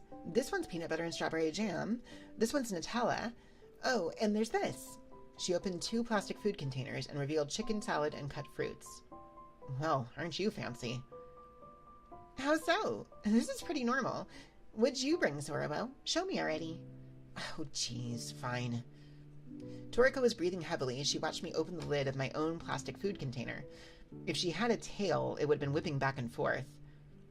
I don't think it's anything to get so excited about. Pollock roe onigiri, chicken karage, a salad of edamame and hijiki, mashed tofu salad with spinach, and meatballs and bean sauce. When Toriko saw the contents of the container, she let out a cheer. Wow, it's an actual lunchbox. Did you make it yourself? It's frozen food, along with instant food and ready-made stuff from the supermarket. And the onigiri? The one thing I made myself. I thought so. It's so you. Huh? How so? With no regard to my confusion, Toriko pulled out a water bottle out of her luggage with a smile. I brought coffee. You'll have some, right? Oh, sure. I'd love some. When she poured the coffee into paper cups, that familiar scent rose together with the steam. Now that she mentioned it, it hadn't occurred to me to bring a drink. Portable water was heavy enough on its own, and I didn't want to increase the load too much, but now that we had the AP1, it was something I could think about in the future. Let's dig in. Using plastic plates and disposable chopsticks, we shared the contents of our lunchboxes and started eating. The onigiri's delicious, Sorowo. I think they taste the same no matter who makes them, but thanks. No, they don't. They taste like you. I used plastic wrap while I made them, okay? Huh? Is that how you do it? I didn't use plastic wrap when I made the sandwiches. Well, I don't think it matters for sandwiches, does it? It was a bit funny imagining her cutting the bread and putting it in the fillings with that see-through hand of hers. Though if Kozakura saw, I'm sure she'd say, "Don't do it with your bare hands," or something like that. Toriko ate the frozen karage and the instant meatballs, and was kind enough to tell me they were good. We had the product development our team's hard work to thank for that, not any skill of mine, though. Oh, right. Toriko set her chopsticks down, poured a little more coffee into a paper cup, and stood up. She walked to the neighboring bench and laid it next to the spacesuit, looking out the window. That for the suit? I asked. Yeah, I was starting to feel bad that we were the only ones eating. Well, me too then. I took another paper cup and put a bit of spinach with tofu and some sesame sauce in it and stood up. I put it next to the cup of coffee, along with the spare set of chopsticks. I guess it looks kind of like an offering now. Maybe we'll get a blessing for it. Returning to our original bench, I looked out the window. Because the platform was revolving, the scenery outside was slowly changing. The branches of dense wood beneath us were a deep green, and the quiet afternoon sun cast lattice-like shadows on the floor by the windows. Huh? Something about that struck me as odd, but I couldn't really put it into words all that well. Hey, I'm gonna take the last karage, okay? Toriko, who was sitting beside me, said. Oh, sure. Let me have that sandwich then. I thought peanut butter and jam would be too sweet, but it's really not. There's sweetened and unsweetened peanut butter. I've liked this kind since I was a kid. It's my first time eating it, but it tastes good. Oh, good. I'll make these again. There hadn't been much food to begin with, so it took no time at all for the two of us to finish eating. Satisfied now, Toriko? Yeah. I'll be coming back, though. Maybe we should have brought some soup base. Good idea. And if we brought a gas stove, we could boil water. Then we could make ramen, couldn't we? Let's try cooking next time. It felt like we were discussing camping plans, but this wasn't some park we were in. It was the other world. Like Kozakura said, though it was a bit late to be bringing it up now, having a relaxed picnic like this was pretty crazy. Want another coffee, Zorobo? Oh, sure. Come to think of it, I just remembered that I still have a mooncake I bought at that Chinese rice porridge place we went to. This seems like a good time, so let's share it. You're the best, Zorobo. You know it. Once we had put away the empty basket and plastic containers, I split the mooncake in two, then stared out the window as we nibbled at it between the sips of coffee. Feeling a little relaxed, I asked, Hey, Toriko, why were you so eager to eat our lunchboxes? Huh? It seemed like it'd be fun. Well, yeah, it was definitely fun, but you have a way of getting worked up about things sometimes. Like when we went to the beach in Okinawa. The one who wants to do things we probably shouldn't be doing in the other world is you, not me. Do I? You do. Toriko went mum for a little while. It was kind of frustrating, she finally said. What was? When Satsuki brought me to the other world, if I'm being honest, I didn't really get it. Just how scary a place this is, or how abnormal. I didn't know what was here other than us. That's why when I saw this unfamiliar place, I got all excited about what we were going to do. And then Satsuki vanished before I could do any of it. Toriko lowered her eyes as she continued. That always frustrated me. That always frustrated me. When I started playing with you, I made a decision not to hold myself back anymore. I was going to do all the things I wanted us to do together. That's why I may have been a little pushy. Sorry. Nah, I shook my head. I can understand the frustration. It's a bit different for me, but when I'm under pressure, I can never be passive. What do you mean? I told you before, right? My family fell apart when they joined this weird cult. Oh, this was after Mom died, so it was everyone but her. I was abducted for some sort of ritual, and there was trouble at school, too. The more I said, the darker Toriko's face got. Huh? Didn't we talk about this before? Toriko shook her head. Oh, well, it's not really worth bringing up, but I started getting angrier and angrier. Like, why do these guys get to control my life? That's why I decided not to be a victim anymore. What does that mean? Whether I ran from the cult or fought them, for as long as I thought of myself as a poor victim, they'd continue to rule my life. That's why I changed my way of thinking. They had nothing to do with my life. I was the only one in control. If they were going to get in the way of that, it was simple. I would just destroy everything. And how did that go? It's almost disappointing, but they all died before I could do anything, and the cult was wiped out. All's well that ends well, I guess. As I spoke, one thing started to make sense to me. If I set my mind to it, it was possible for me to stop being a victim. But I never had an answer to the question of, if I wasn't a victim, what was I? I had no intent of becoming a victimizer. I didn't want to hurt anyone. It's not like there was some binary option of being a victim or a victimizer. But it felt like I was hovering somewhere between the two. That's when I met Toriko, and she gave me that word. Accomplices. The concept hadn't felt right to me at first, so I wondered when it became so important to me. With that one word, Toriko gave me a new place to be. When I realized Toriko was silent, I panicked. Oh, I'm sorry for talking about this silly stuff. I mean, basically, what I'm trying to say here is, mid-sentence, Toriko suddenly hugged me. Toriko-san, you're making it hard to breathe. What's up? I'm sorry. I never realized. Nah, how could you have? I never said anything. Come to think of it, I had spoken to Kozakura about this before, hadn't I? I guess Kozakura never told Toriko. Toriko hugged me and didn't let go. It seemed like I'd given her a shock. When I breathed in the scent of shampoo from her hair, along with Toriko's own sweet smell, it somehow calmed me. Still, what was such a shock to her? I stared out the window as I patted her on the back. The red of the sunset slowly cut across the revolving observational platform's windows. Huh? A moment later, it hit me. Toriko? This might be bad. Huh? The sun's going down. Toriko stopped hugging me and turned to look, her eyes widening. No way! It shouldn't be that time yet. We need to leave right away. We gotta reach the gate before it gets dark. We hurriedly packed our bags, raced down the stairs, then headed out through the open doorway. What? I shouted despite myself. The AP-1, which had been parked in front of the building, had disappeared. Even as we stood there in a state of shock, the sky above the treetops was rapidly darkening.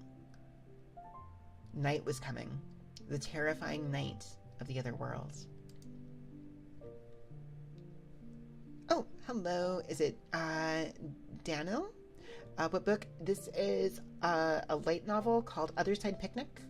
We are currently reading file number 9, which is the 9th. They're basically individual stories. So we're reading the 9th one right now. The short version of kind of what it's about, it's two girls, both are in college, and basically they find portals into an alternate world, kind of like post-apocalyptic, no other people there, and they start like finding and kind of hunting like monsters on that side that are all kind of like, the comparison I make is SCP monsters because they're all like internet lore kind of things. But yeah, it is a Yuri series, even though the actual romance part of it is a very, very slow burn. So, Chapter 6. Oh. Didn't expect Sora to go through all that hardcore stuff. Yeah, she talks about it earlier in the, like very early on in the series. Got to keep that hand-holding slow-paced. Yeah, exactly. Also, hi, Cincy. Yeah, she talks about it fairly early on in the series, but yeah, no, it's pretty clear that, like, she went through, like, some really messed up stuff in her childhood, and for whatever reason, probably as a coping mechanism, thinks it's completely normal. So, like, it keeps coming up that, like, she's telling other people about it and going, like, oh, this is, like, something everybody went through, so, like, whatever, it's not a big deal. And, like, people are like, wait, what the fuck are you talking about? So, Chapter 6. Sorry, Sorobo. I didn't notice the time going by. No, it shouldn't be night so soon. Even if we add together the time it took to search the observation platform and to eat lunch, it couldn't have been more than an hour. Up until now, I had thought there was no difference in the passage of time between the surface and the other side, but maybe I was wrong about that. Inside the woods, it was already so dark you couldn't see what was up ahead. The wind had picked up, rustling branches overhead.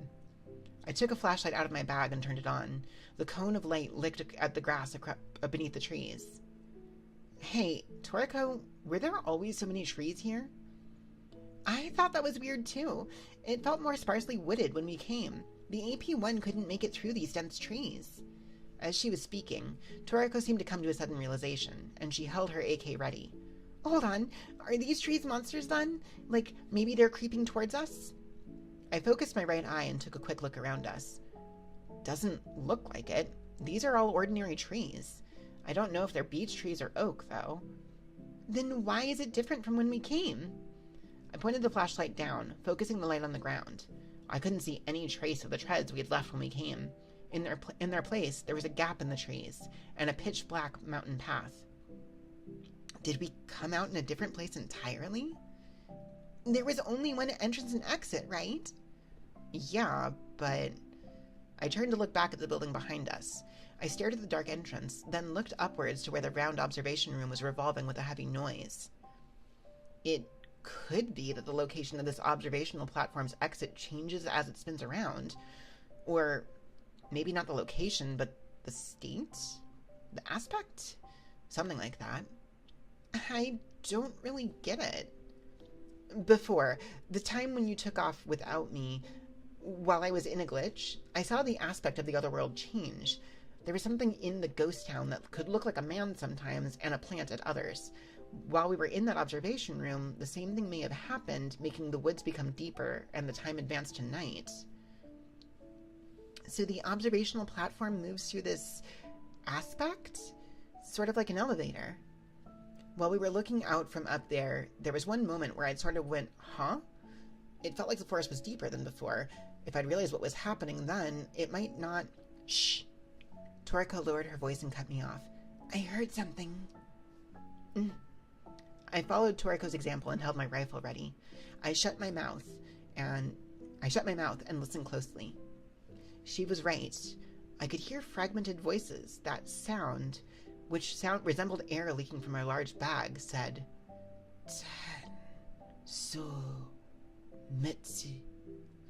There was a presence coming down the path, making sounds like something soft being struck as it came. Ten, so, metsu. Ten, so, metsu. The voice repeated over and over. From the moment I heard that distinctive phrase, I knew what it was. It's a Yamanoke. I turned the barrel of my M4 towards the path and released the safety.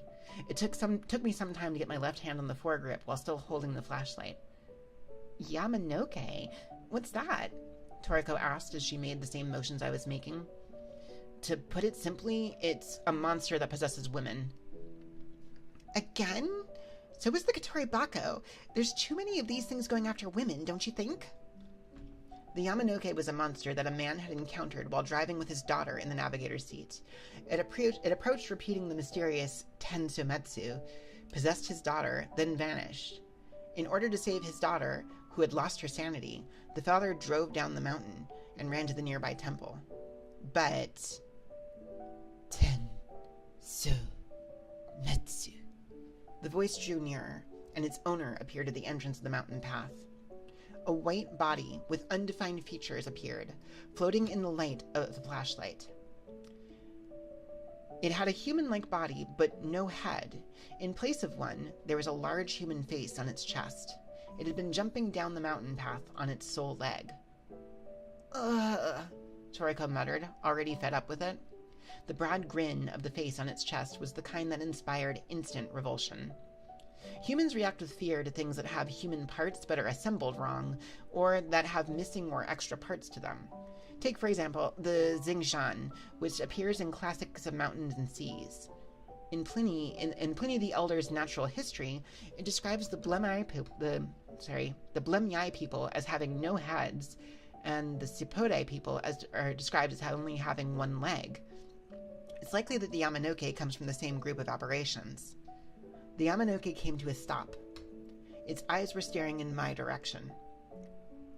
Tenguri, Sogi, Metsusuki, it said, then turned its eyes towards Toriko. Tenjuro, Soryo, Metsugimono. What? What is it saying? As if to take advantage of our momentary confusion, the Yamanoke suddenly moved. It hopped around at random on its one leg, waving its arms around like it was throwing a fit. It twisted its quivering body as it came towards us at a frightening speed. Toriko and I both cringed despite ourselves. The way it moved was super unsettling. We had encountered a number of things in the other world before, but this was the first time where the way it moved was scary on its own. It was flopping around like a many-legged bug after it had been hit by insecticide. It was definitely not the way anything with human parts ought to be moving. While we were overwhelmed by our disgust, the Yamanoke got right up in front of us. The bizarre movement came to a complete stop.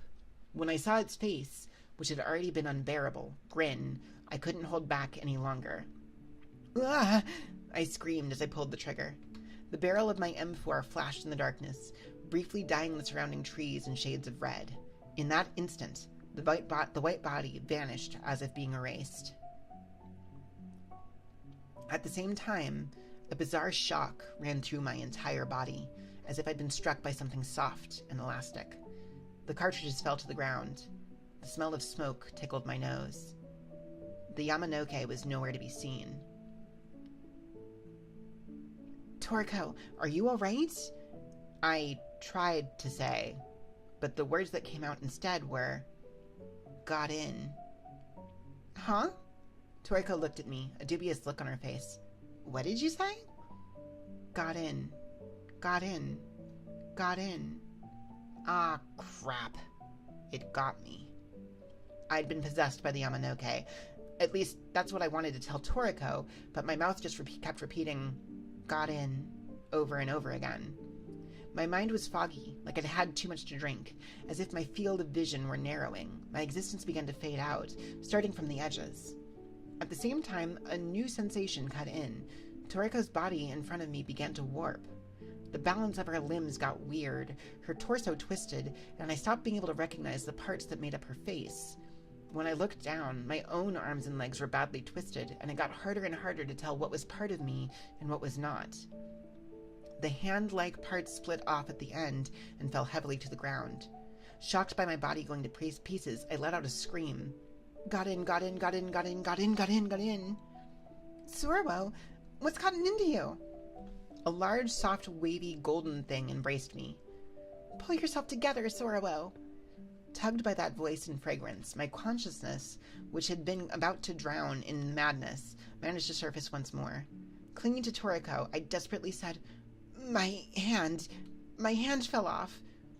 "Your hand? No, you just dropped your gun." When I looked closer, it wasn't my hand that had fallen. It was the M4 in the flashlight. "Are you okay? What did you mean by got in?" I've been possessed by the Yamanoke." When I'd crossed the marsh area with Kazakura, for a moment, I saw myself from the perspective of the Kunekune. In the same way, this time it was the Yamanoke's perspective that invaded my cognition. This was an even worse situation. The Yamanoke was inside me. Catch it in my right eye, then shoot it with a gun. That was how we defeated monsters in the other world. If it got inside me, we couldn't do that anymore. "Okay, what should we do?" I thought about Toriko's question. How could I look at the Yamanoke within me? Look at myself? Up. Huh? Go back. Up. Go back. I tried to turn back to the observational platform. Unable to trust my own feet, I nearly fell over. "You want me to take you back up there, right? I'll pass you your gun. Can you hold it?" I tried to nod, but I have no confidence that I succeeded. As I was pulled along, feeling came back to my body, although in a fragmented way. Toriko lent me her shoulder and half dragged me into the building. We passed through the entrance, then stopped. The inside must have changed. What had been a bare concrete space now had a tatami floor, and the walls around it were all shoji. On the other side of the ornate lintel, there was apparently another separate room. In the center of the Japanese-style building, a bizarre thing stood with a bright red pillar at its back. It was like a 3-meter-tall art installation made by piling up mortuary tablets, candlestick, bells, and other Buddhist altar equipment. An old wooden fish lay on top of the pile.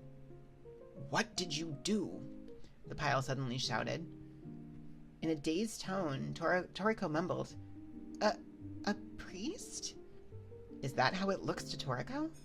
I was beginning to get a vague understanding. In the story of the Yamanoke, the father rushes into a temple to save his daughter, who's been possessed, and the first words out of the head priest's mouth are, "What did you do?" The narrator, who had a frightening encounter, is scolded by a grandfather, or a Buddhist or Shinto priest, some senior figure who understands the situation. "You've done something that cannot be undone," they say, sparking even more fear. It's a horror story trope. It seemed that Toriko saw a priest, but all it looked like to me now was a mound of garbage. I wasn't focusing on it with my right eye, so why? Oh, I get it now. Since earlier, I'd stopped being able to recognize humans as being human. The Yamanoke inside me was screwing up my brain's ability to perceive the human body. It was the opposite of the monsters at Kisaragi Station that used the simulacra phenomenon to make people mistake the patterns on their body for faces. I'm sure that just like the human OS came programmed with a facial recognition function, it must also have come with a human body recognition function, and the Yamanoke was attacking that. That's why it wasn't just my body that seemed warped, but Toriko's too. That was why this head priest didn't even look slightly human to me, and I could only perceive him as some piece of modern art. I focused on the sensation in the palm of my hand. I was apparently still holding the M4's grip. It felt so heavy that it would probably throw me off balance if I tried to lift it up with just one hand. I managed to point the barrel at the object somehow, and I squeezed the trigger. The barrel jumped as it sprayed bullets. The object was smashed to pieces by a hail of gunfire, and it scattered across the tatami mats with lots of noise. "It wasn't human, right?" Toriko asked in a stiff tone of voice. I didn't have the mental leeway to answer her, so I just vigorously shook my head. There was no way any sane person was around here. Toriko supported me as we climbed the spiral staircase. We both looked smushed, like clay models of the human body that someone had played around with. If I lost focus, I would no longer be able to distinguish my own clothes and equipment from the walls, stairs, and handrails that were around us. Once we somehow crawled our way to the observation room, I collapsed to the floor. Raising my face, I looked to the window. I tried to see my reflection in the glass. In the meager light of the flashlight, there was a disgusting mass of writhing and undulating on the floor. That was me. "Have a good one, Blazer. Thank you for hanging out. Sleep well." In an attempt to regain human form, I caught the window in my right eye and was left aghast. It was no good. No matter how I looked at myself with my right eye, it didn't change in the slightest. If the function in my brain that was able to recognize human forms had been taken over, did that mean there was nothing I could do? I squeezed my eyes shut, feeling like I might be crushed under the fear rising inside of me. The Yamanoke possesses people. There was nothing in the account I read about what happens to those who are possessed, but I could imagine now I would cease to be. My very existence would. Once I was completely unable to distinguish what was and was not my own body, I would no longer be able to maintain my sense of self. I was melting, disappearing. My skin vanished and my body went to pieces. All that remained was terror, and as all was swallowed into a muddy surge of madness. Then, suddenly, my consciousness resurfaced. Something soft and warm was touching my surface. It traced the contours of my body, as if to draw a boundary with the floor and area around me. I clung to that sensation. Gradually, spots of feeling returned to my arms and legs. I could feel my shape slowly coming back to me, like the pieces of a jigsaw puzzle being assembled. These things stroking my body were Toriko's hand. "Sorabo, do you understand? Okay, breathe slowly. Can you hear my voice?" Toriko whispered to me in a calm tone.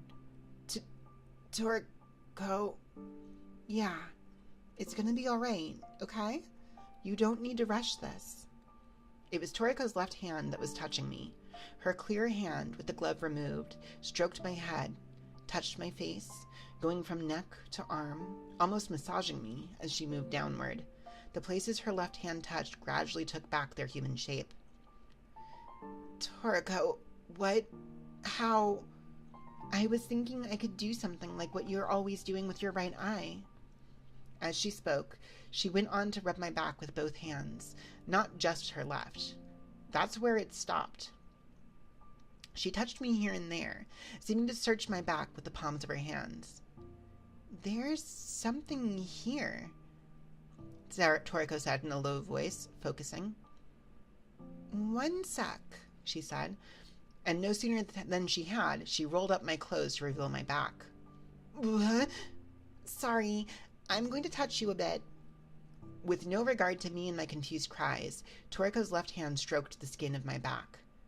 It's cold. Now that I thought about it, I had hardly ever touched her left hand directly. Where was I? Whoops, I missed that. There it is.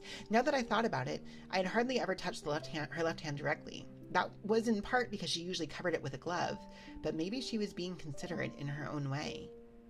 The left hand probing my back came to a complete stop. Got it. Huh? Before I could respond, there was an impact on my back, and my head jolted backwards. Whoa! Slap.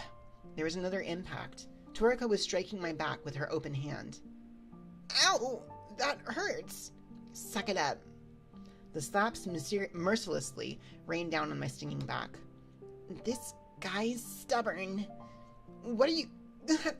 Stop it! Paying no mind to my yelping, Toriko slapped away. She was dead serious about this. Her hand came down at full force, and I couldn't restrain my voice. Yet, despite my screams, Toriko wouldn't stop. Was she enjoying this? With eyes full of tears, I began to suspect exactly that, and between panting breaths, Toriko shouted, How do you like that? Slap. The hardest and most painful slap yet struck the center of my back like an explosion. The shock left me short of breath. As I coughed and sputtered, something came out of my mouth. A whitish slug-like creature fell onto the concrete with a splat. It had two branching arm-like appendages on one end of it, and what I assumed to be the tail end was twisted like a spiral shell. There!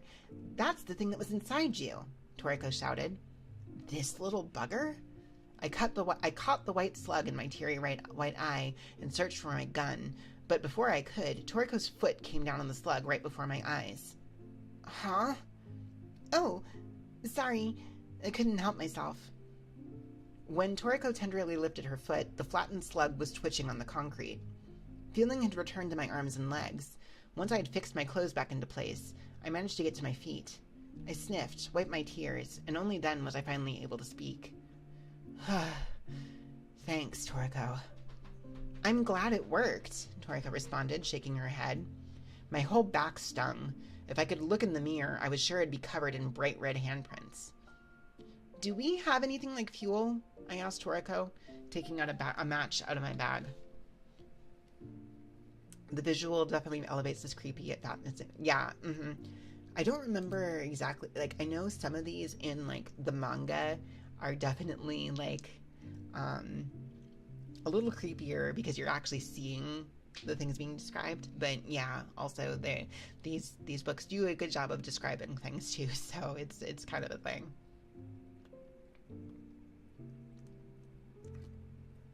Okay. Chapter 7. We had no fuel on hand, so we used some of the picture postcards that were laying around as a fire starter. I tore up the dry paper and set fire to it. The slug shrank as it roasted in the little bonfire.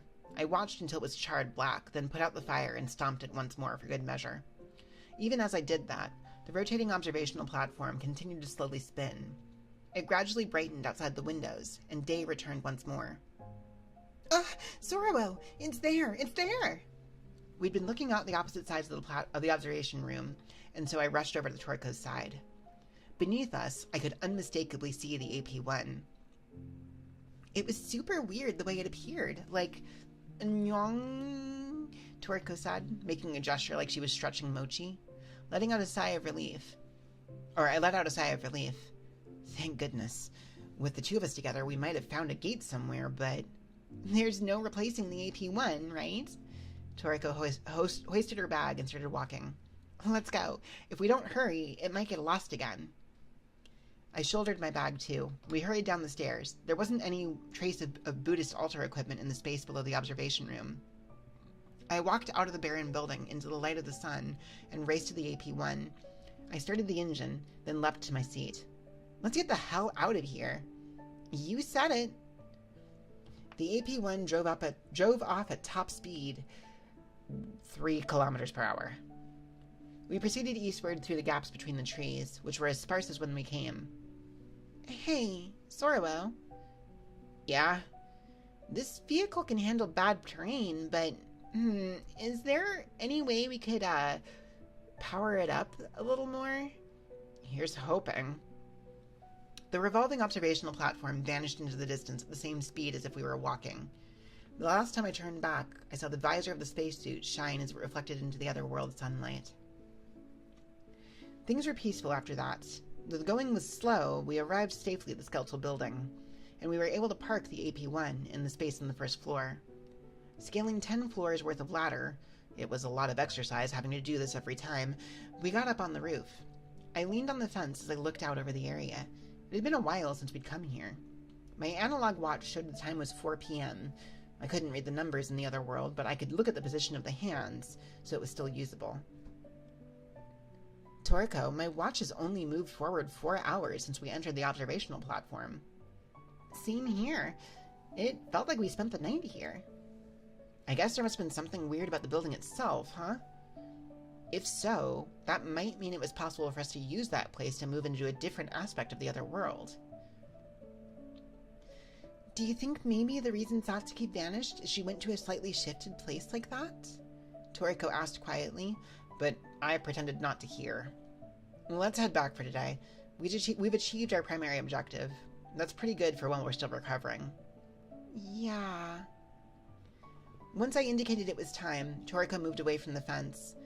We hid our guns and tidied up our appearance. I pushed the down button, and we waited for the elevator to arrive. I'm thinking we need fire, I said, and Toriko gave me a blank look. What do you mean? We're falling way short of the survival skills we're going to need to do a serious expedition. I missed it there. There it is. We're falling way short of the survival skill. 1 second. Okay, let's try that again. We're falling way short of the survival skills we're going to need to do a serious expedition. I was a little shocked when we couldn't immediately start a fire there. You've got a point. I've gotten rusty. I'm supposed to have learned some of this stuff. For the time being, our objective should be surviving a night in the other world, I guess? We can't do longer trips without that. It shouldn't be impossible. Old Man Alvarado had been living in the other world for several days. Yeah, I think that should be doable. Toriko nodded with a serious look on her face. You've learned survival skills, Toriko? It was way back. Just something we did while the family was out camping. So, from your mom, the Canadian soldier? No, that's Mama. Toriko shook her head. Huh? You see, there was Mom and Mama. Come again? Not quite sure what she meant. I blinked and asked her, you mean your dad remarried? No, there were only Mom and Mama. Toriko was staring at me, like she was watching to see how I would respond. I don't get it. If I remember, your mom was the soldier, right? That's Mama. And Mom is the non-soldier. What is this? There was Mama and Mom? No Dad and Toriko? I was still bewildered when I heard a ding and the elevator door opened. It's here! It's here! Still blinking, I followed Toriko into the elevator. I looked at the blank face beside me, probing for the real meaning behind her words, and Toriko looked back, suddenly smiling. You finally looked straight at me, Sorrow. Huh? What do you mean? I feel like ever since we entered the other world today, you spent most of the time looking somewhere else. It was bothering me a bit how you wouldn't look me in the eye. Aren't you just imagining that? I looked away from Toriko, turning my eyes towards the closing door.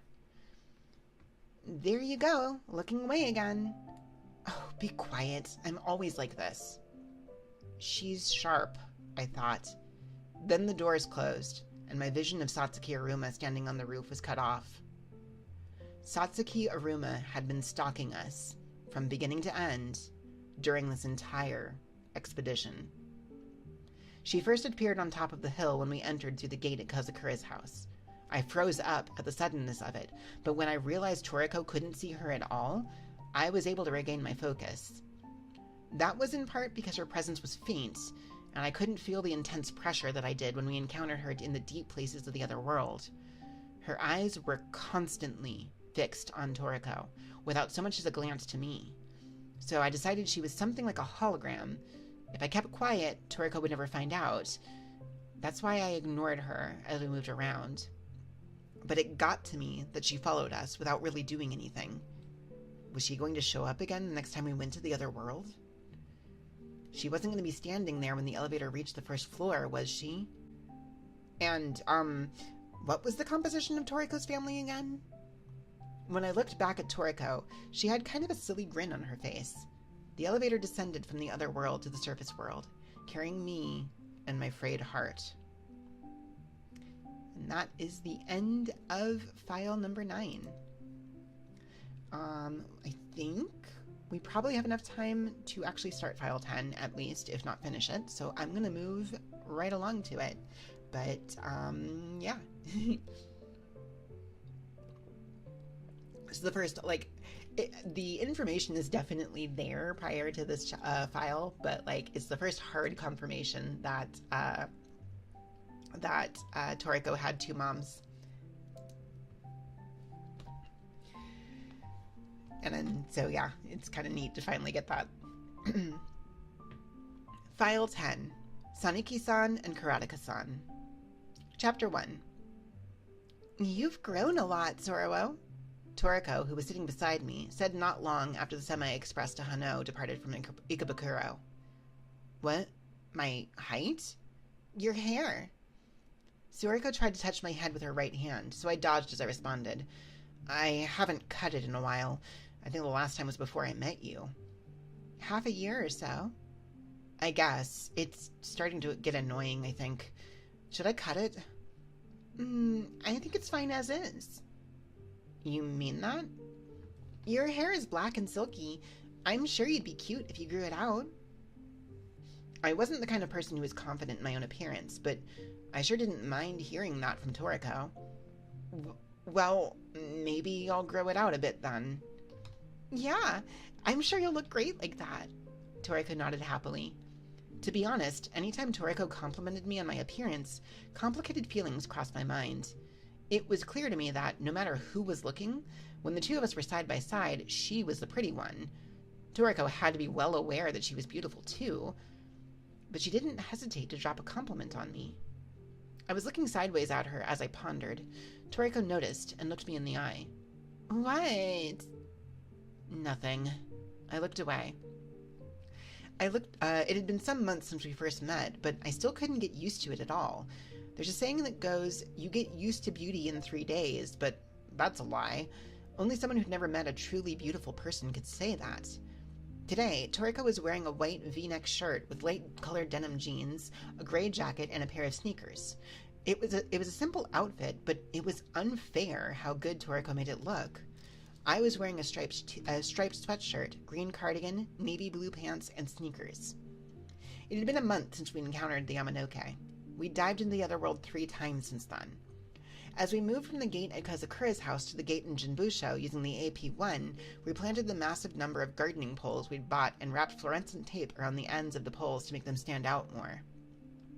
That had at least secured a safe, glitch-free route for us, a highway of our own creation. But it's possible the glitches move, and that new ones might be created, right? Toriko raised a fair point, but I had wanted to do this. Badly. In fact... Ketchup! Hello, welcome in! Hi, Ketchup, how was your stream? Oh my gosh, welcome in, Raiders. Hello. How was your ASMR stream, Ketchup? I hope it was good.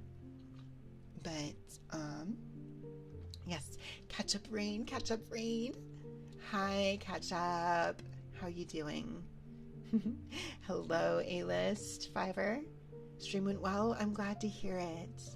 But yes, hello, everybody who came in with Ketchup's Raid. If you are not familiar with me, my name is Sucrose Yurishigeki Kumajo in training. I am a variety streamer and a magical girl bear VTuber. I mostly focus on retro style content when I'm not doing ASMR stuff. I do also play quite a bit of Grand Blue Rising, so for those who like fighting games, I do that as well. And then Sunday nights, we do cozier content and ASMR streams. But yes, chat kept you busy with redeems. That's fantastic. Guys, you know Ketchup very well. He's here all the time, but he's an awesome ASMR streamer in his own right and definitely deserves some attention. Please go support him. Ketchup, you know the drill. If there's anything you would like from me, redeem-wise, please let me know.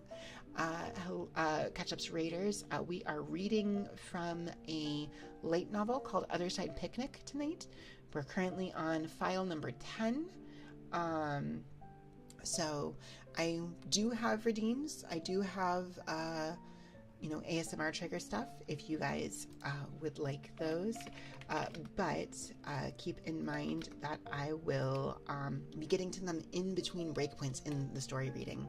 But if you do have anything in there you want, please let me know. There is a channel point redeem for that, but Ketchup, of course, you get one without worrying about that part. So you love story time? Fantastic.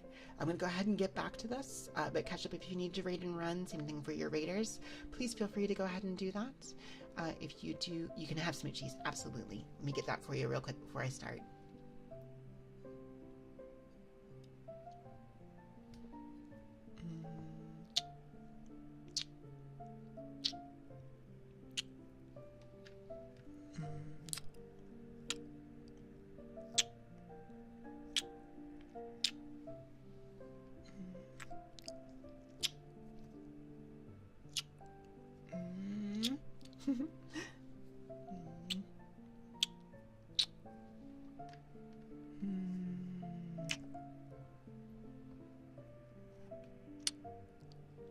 There you go, Ketchup. Thank you again for the raid. I really do appreciate it. And that Starlight Zone? Yes, it is. I have a playlist of stream safe piano covers of various game soundtracks that I use for the ASMR streams because they don't get flagged by copyright, which is very nice. And they're nice and cozy to listen to, and it's always fun to recognize one. So, okay. So, like I said, any further redeems I will get to in between breaks in the story. Same thing goes for the answering chat. So, let me see here. But it's possible the glitches move and that new ones might be created, right? Toriko raised a fair point, but I had wanted to do this badly. In fact, if it were possible, I'd have wanted to lay bricks, too. I'd wanted to explore and do expeditions since finding the other world. This was the first step. I had dreamed of creating a place just for myself in an unfamiliar world. That dream had changed slightly now. It wasn't just for myself, but for both Toriko and me. A place for both of us. We're not going to name the road? Toriko asked as we were looking down from the roof at the skeletal building, or of the skeletal building at the fluorescent tape reflecting the sunlight. It was on our third expedition, as we were preparing to head home. Name it? Highways seem to have names, right? The Tokaido, the Silk Road, the Via Ramanana, Route 66? I hadn't thought of that. Well then, we'll take one kanji from each of our names and call it the Soratori Road. Yeah, no. Why not? Pretending not to see the look of genuine shock on Toriko's face, I said, let's keep it simple. It can be Route 1, in honor of the AP1. It's worked real hard for us. It feels too simple. But if that's your reasoning behind it... Toriko groaned in consternation. Okay, Route 1 it is. I tried to say as flatly as possible. Internally, I was a mess. Take one kanji from each of our names? What? Just the thought of it was embarrassing. That was how the first road on our map of the other world came to be known as Route 1. During these 3 exploration trips, we'd prioritize safety and refrain from going anywhere new.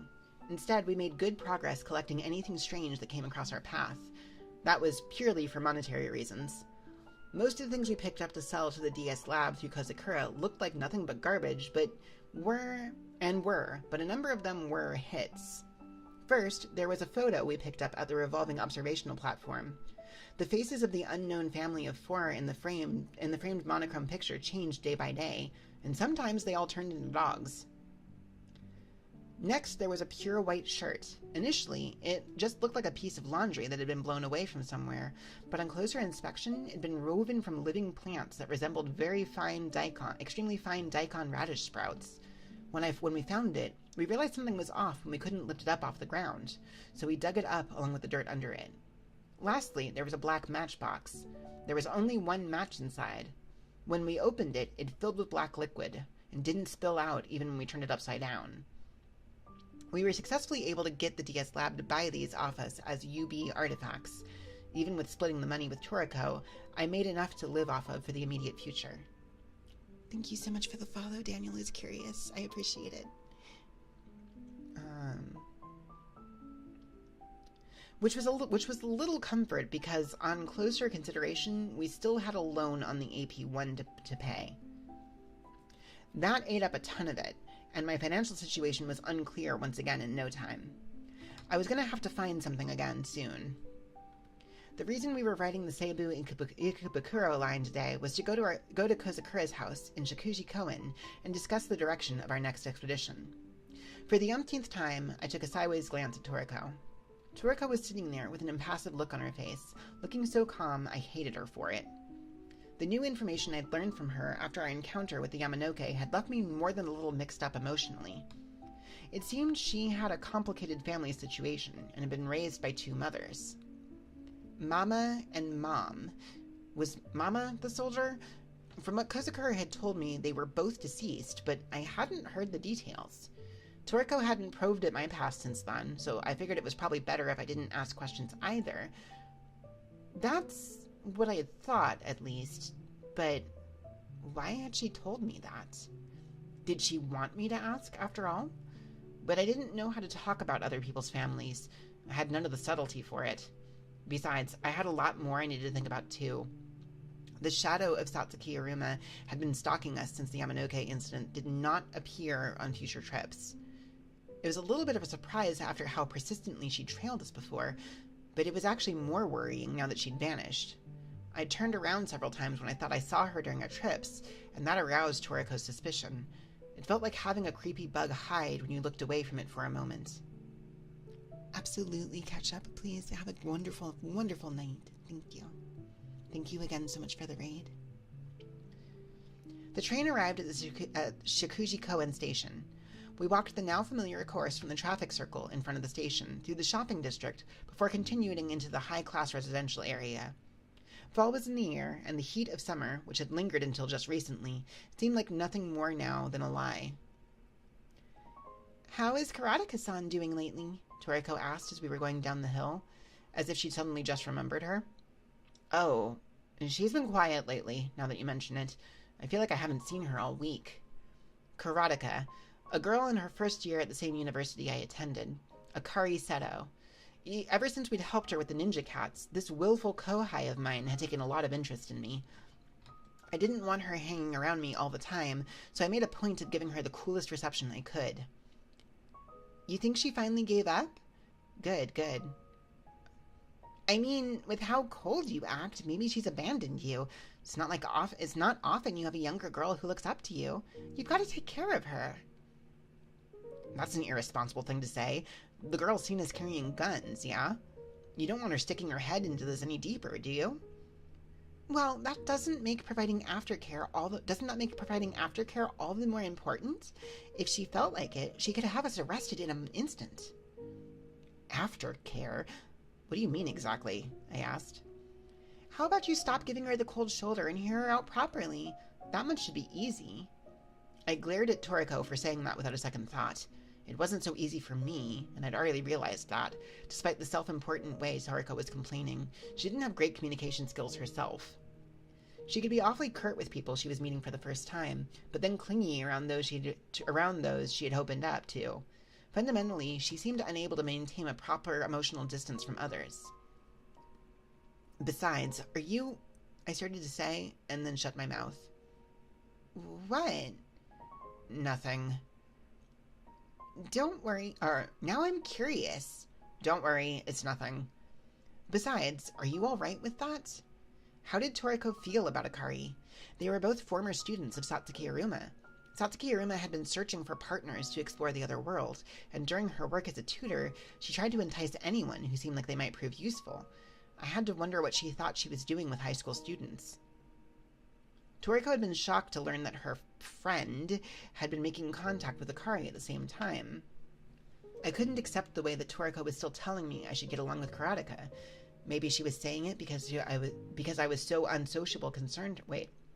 Maybe she was saying it because the way I was so unsociable concerned her, but was there no jealousy there?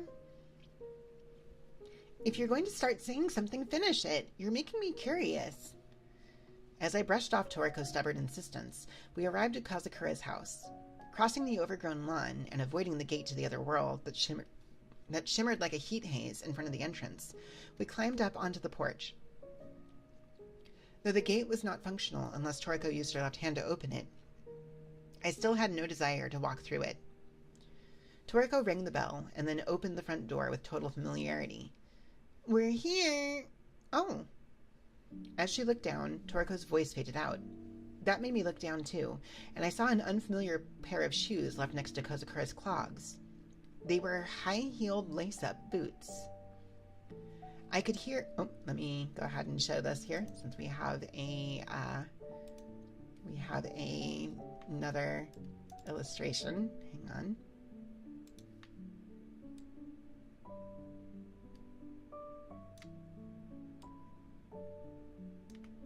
So we have Sorowo and Toriko, and we have Akari, Karateka-chan, and Kazakura sitting here at the table, who, despite appearances, is an adult. I'm going to go ahead and leave the picture up here while we get to this page. I could hear friendly chatter from down the hall on the left. One was Kazakura's low voice, and the other voice was female too. I couldn't make out the details of the conversation, but things seemed peaceful enough. Who is it? Can you tell? I asked, but Toriko shook her head. Other than me, Satsuki, and Mugiwa, I have no idea who would come here. As we were talking in hushed voices, Kazakura called from the other side of the door. What's taking you? Come on in. We looked at one another, then took off our shoes and went inside the house. I walked down the dark corridor and opened up the door. Hello? What? As I poked my head in and saw the situation, the greeting evaporated from my mouth. In the reception room, across the table from Kazakura, was none other than the person we were just talking about. Sorry to intrude, senpai. I stood there speechless as Karateka, Akari Seto, gave me a cheerful smile.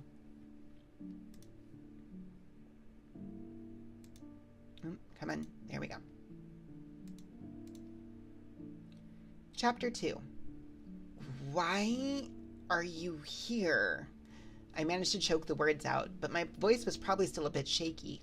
Had she tailed us? Used cameras? Wiretaps? The unsettling possibilities unfolded inside my head. Why was she at Kazakura's house, waiting for us? Had she seen us? Heard us? How much did she know? About us? Were we going to have to make her disappear? No, calm down, but... I must have looked pretty pale, because Kazakura furrowed her brow. Hey, Sorowo-chan, what's the matter? Are you all right? She asked. Kazakura-san, why is... I hear this girl is your kohai. She came bearing gifts, even at such a young age. That makes her more considerate than the two of you, doesn't it? In Kazakura's hands was a colorful box that contained yokan jelly. It had been pre-cut for easy eating. My gaze slowly moved to settle on Akari's face. What did you come here for? There was a person who, unbeknownst to me, had information about me and was acting on it. I couldn't stand it. Probably because of the trouble the cult had caused me. Says she has something to talk to you about, Kozakura said, and Akari nodded. I'm here because there's something I wanted to ask you about, Sorabo-senpai, Toriko-san. I tried to bring it up at school a number of times, senpai, but you seem so busy lately. Now that she'd mentioned it, she had. I hadn't thought much of it, though. I'd heard about Kazakura-san from Aruma-sensei, that she had a friend who lived alone in Shikuji-koen. How is that connected to me? I asked. You said it yourself, senpai. You gather in Shikuji-koen to talk about things. That made it click. Oh, it must be the same person. Huh? Did I say that? It's true that I've been annoyed enough by Akari following me around that my responses have been pretty lazy, but would I have let information slip like that? Maybe my confusion had shown on my face because Akari's eyes darted up and to the left. Hold on. Was she tailing me after all? You heard her. Pretty clever kohai you've got, Kozakura seemed strangely smiley in her own way. Was she excited to have a guest for the first time in a while? How long are you going to just stand there? Sit down already. Oh, right. Me and Toriko sat down in some empty chairs. There was tea on the table, perhaps to go with the yokon. The hot tea that Toriko and I had never been served. What's the matter? Why so dazed? Make some tea for yourselves if you want, Kozakura said. Right, I'll have some. In order to calm myself down, I put some water from the kettle into the teapot and poured tea for Toriko and me. I took a sip and scowled despite myself. Was this tea too old? How long had it been in the canister?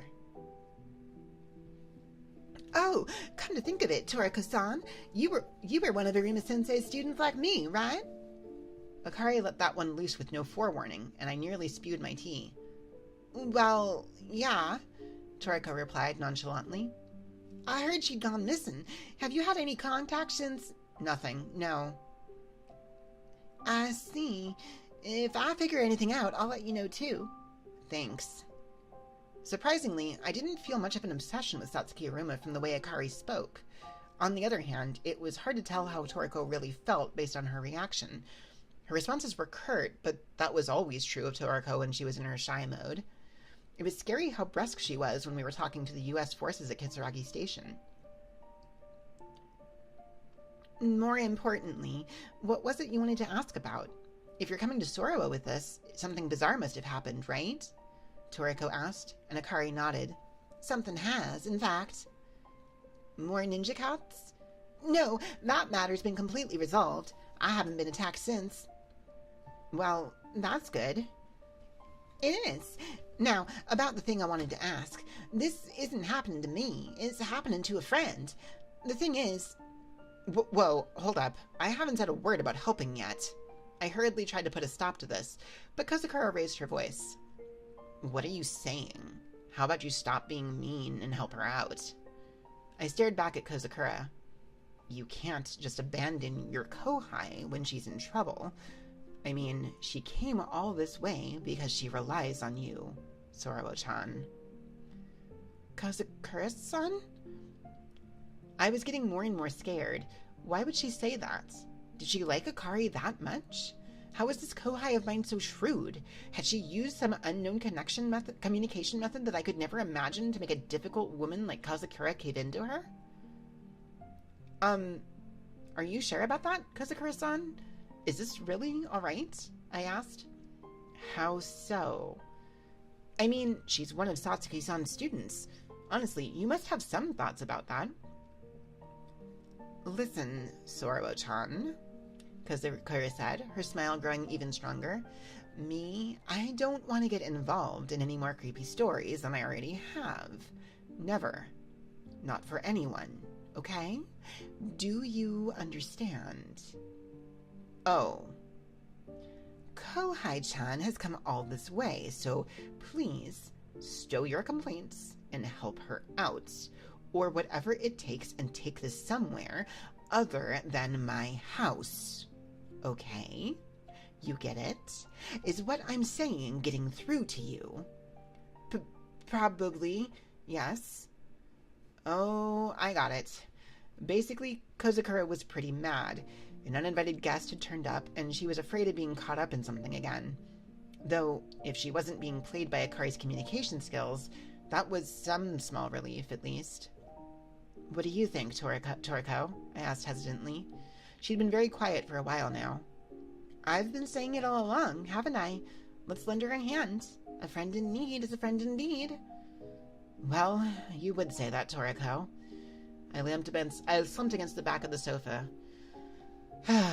Fine, I get it. I'll hear you out. Thank you so much, Senpai. I watched with exasperation as Akari's face lit up. So, what is it? This was about your friend, right? What's attacking now? There's nothing attacking. Akari hesitated a moment, and then a strange name came to her lips. Have you heard of Sunui Kano?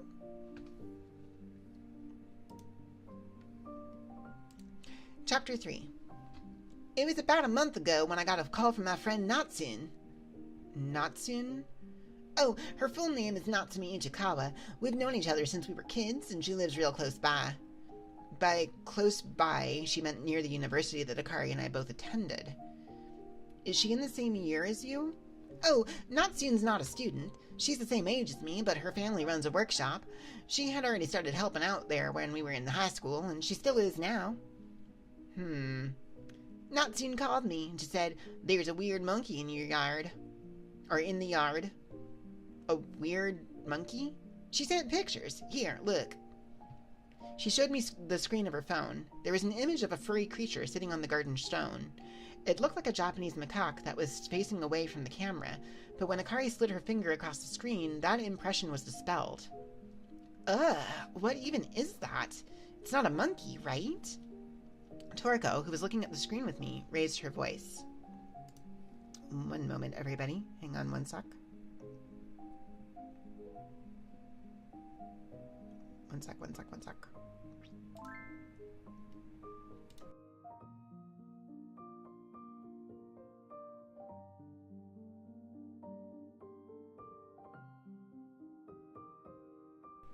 Thank you for the hijab hat, Spad. Good timing.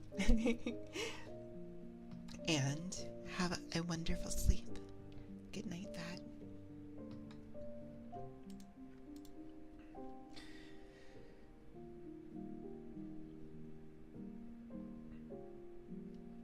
Just as she said that, the face turned towards us in the second picture. Oh, just as she said, the face turned towards us in the second picture was not that of a monkey. It had a human-like expression, with a faint smile, like something was funny. Its body was all monkey, though. If there was a creature that looked somewhere between a monkey and a human, I had a feeling it would have looked a lot like this.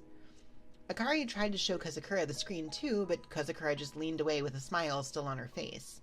I felt a strong will to not subject herself to anything scary coming from that smile.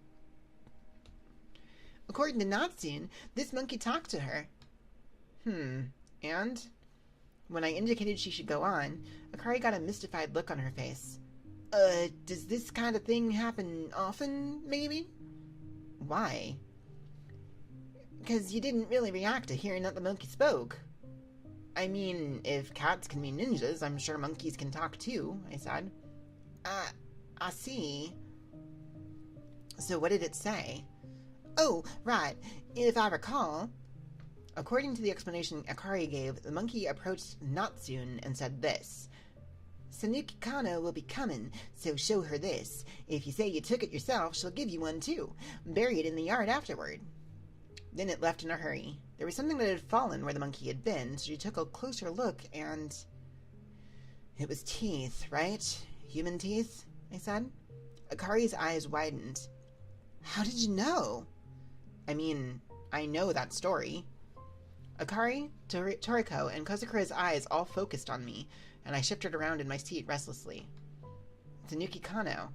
With that distinctive of a name, it was easy for me to find it in my memories of net lore. It wasn't a well-known story, but it went more or less the same way. If I recall, some days later, an old crone named Tanuki Kano did come to visit. Once the narrator did as the monkey said, showing her the teeth and saying they'd taken them themselves, the crone gave them more teeth. They buried the teeth they were left with, and the story ended there. It was a strange story, with the motivations and basis for the aberration's actions remaining unclear. When I explained that, Akari's eyes lit up. Wow! I knew you were the person to talk to, Senpai. I never knew there was a story like that. Well, yeah, if you searched online, I think you'll find it. So, did Tanuki Kano come? The thing about that is, Natsune chucked the teeth. Huh? Ever since she did, her family's been getting hurt. Strange people have been following her around, and all sorts of unpleasant things have been happening. I just happened to hear about it when I met her recently, but it sounds like it's pretty awful. That's why I was thinking I should get expert help. But I'm not an expert. Like with the ninja cats, I felt like the stories I heard from Akari reproduced the ones I'd read online almost exactly, even though the person directly experiencing the events, whether that was Akari or Natsune, wasn't familiar with the original story. Each time the other world had tried to make contact with me before now, it had used scary stories inside my head as a sort of template. But now that I saw people who didn't have my familiarity with net lore and true ghost stories having experiences that followed that template, the theory was on shaky ground. No. Maybe? As I thought about it, Toriko spoke up. It sounds like another one involving the other world, right? Yes, maybe, I replied half-heartedly, but a strange thought was occurring to me. There was someone in the depths of the other world that was aware of us.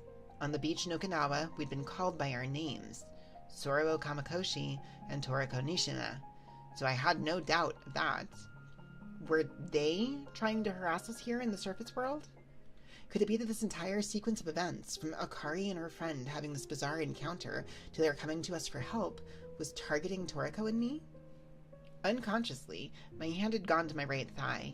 In the other world, that was where the holster with my Makarov would always be. During the Ninja Cats incident, Akari found out that we had guns. I couldn't take any further risk of getting busted for violating the firearm and sword law. Still, if I wasn't going to walk around with a gun, then how was I supposed to protect myself if we encountered an entity from the other world on this side?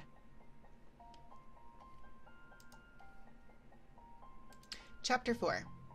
I took the Saikyo line to Minamiyono with Toriko and Akari, and we got in a bus at the traffic circle.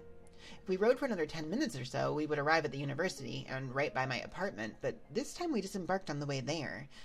Akari was taking us to Natsune's house, or rather her family's workshop, a little way off the main road. The building bore a faded sign that read Ishikawa Automobile Repair Shop. In the workshop, where the smell of oil and metal welding hung in the air, there were two vehicles, a K-car and a van. There were two legs sticking out from under the van, which had been lifted up on a jack. Natsune, got a moment? Akari called out, and the legs moved. The person who'd been doing the work came out from under the van on what looked like a skateboard. It was a young woman wearing a gray jumpsuit. Her red hair with dark roots was tied up at the back of her head. My first impression, honestly, was that she looked like a delinquent. Akari, what's up? You messaged me online? Sure did. Sorry, I wasn't looking. Geez, I told you to keep an eye on it. When she talked to Natsune, Akari's tone was a lot more relaxed and casual than when she spoke to me. I guess she's actually trying to be polite, I thought, as Akari indicated towards us. You know how I was saying I might be able to get you some expert help? Well, they're here. For real? Sorry to put you out like this. Natsune's eyes went over Akari's shoulders, and right past me to stop on Toriko's face. She blinked repeatedly, as if taken aback. Hey, the name's Ichikawa. Kamakoshi-senpai, right? Sorry for the trouble. Natsune, no, that's Toriko-san. This is Kamakoshi-senpai, Akari explained. Her eyes turned to me. Oh. Huh. Really? This is Kamakoshi-senpai? Huh. Whoa, what was this attitude? Was she looking down on me? I was a bit miffed, but Akari was getting excited about something. They're both experts on this kind of thing, so I'm sure they can help you too. Tell Senpai about it. Well, I don't mind. Natsun said, looking not at all convinced. She made no attempt to hide her suspicion of me. Well, I couldn't blame her. I looked like a gloomy otaku, so I couldn't imagine myself and a delinquent like her getting along that great. If she was giving me this treatment after I came all this way here, I didn't care much for her either. Oh, it's fine. If you don't need me, I'll be going, I started to say, but Toriko cut me off. What's that you got there? Toriko was pointing at Natsun's hand. I took a look, and her dirty white-gloved hands were holding a mass of hair. There were even what looked like torn bits of flesh attached to it here and there. Natsun looked down at what she was holding and scowled. This stuff's wrapped all around the drive shaft. She tossed it into an empty paint can with an irritated click of her tongue, and I heard a gross splattering sound from inside. Heard the car wasn't in an accident, though. Happens a lot lately. Toriko and I looked at one another. Natsun took off her gloves, and then, reconsidering, she said, Yeah, since you're here already, would you mind coming with me a bit?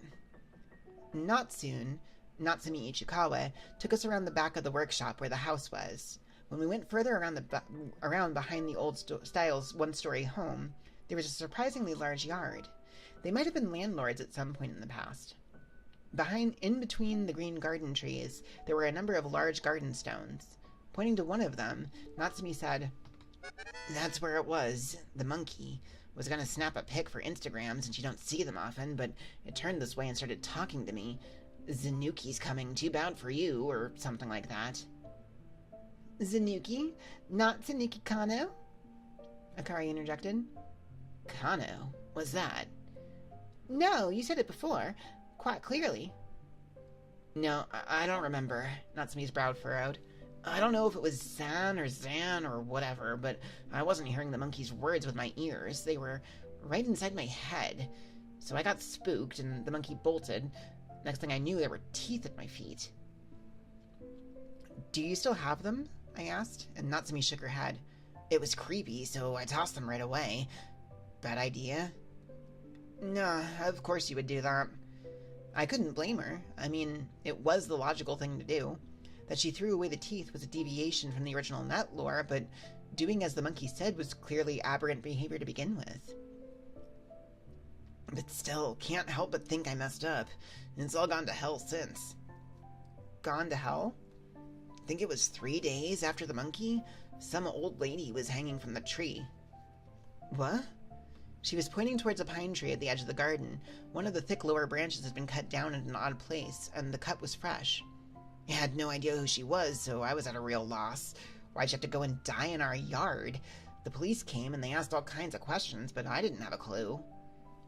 What? In the Sanuki Kano story, the old woman came, but she didn't die there or anything. Everything's been kind of crazy since. My old man got caught under a car he was working on when the jack came loose and it busted his ribs. Mom got involved in a hit and run. Huh?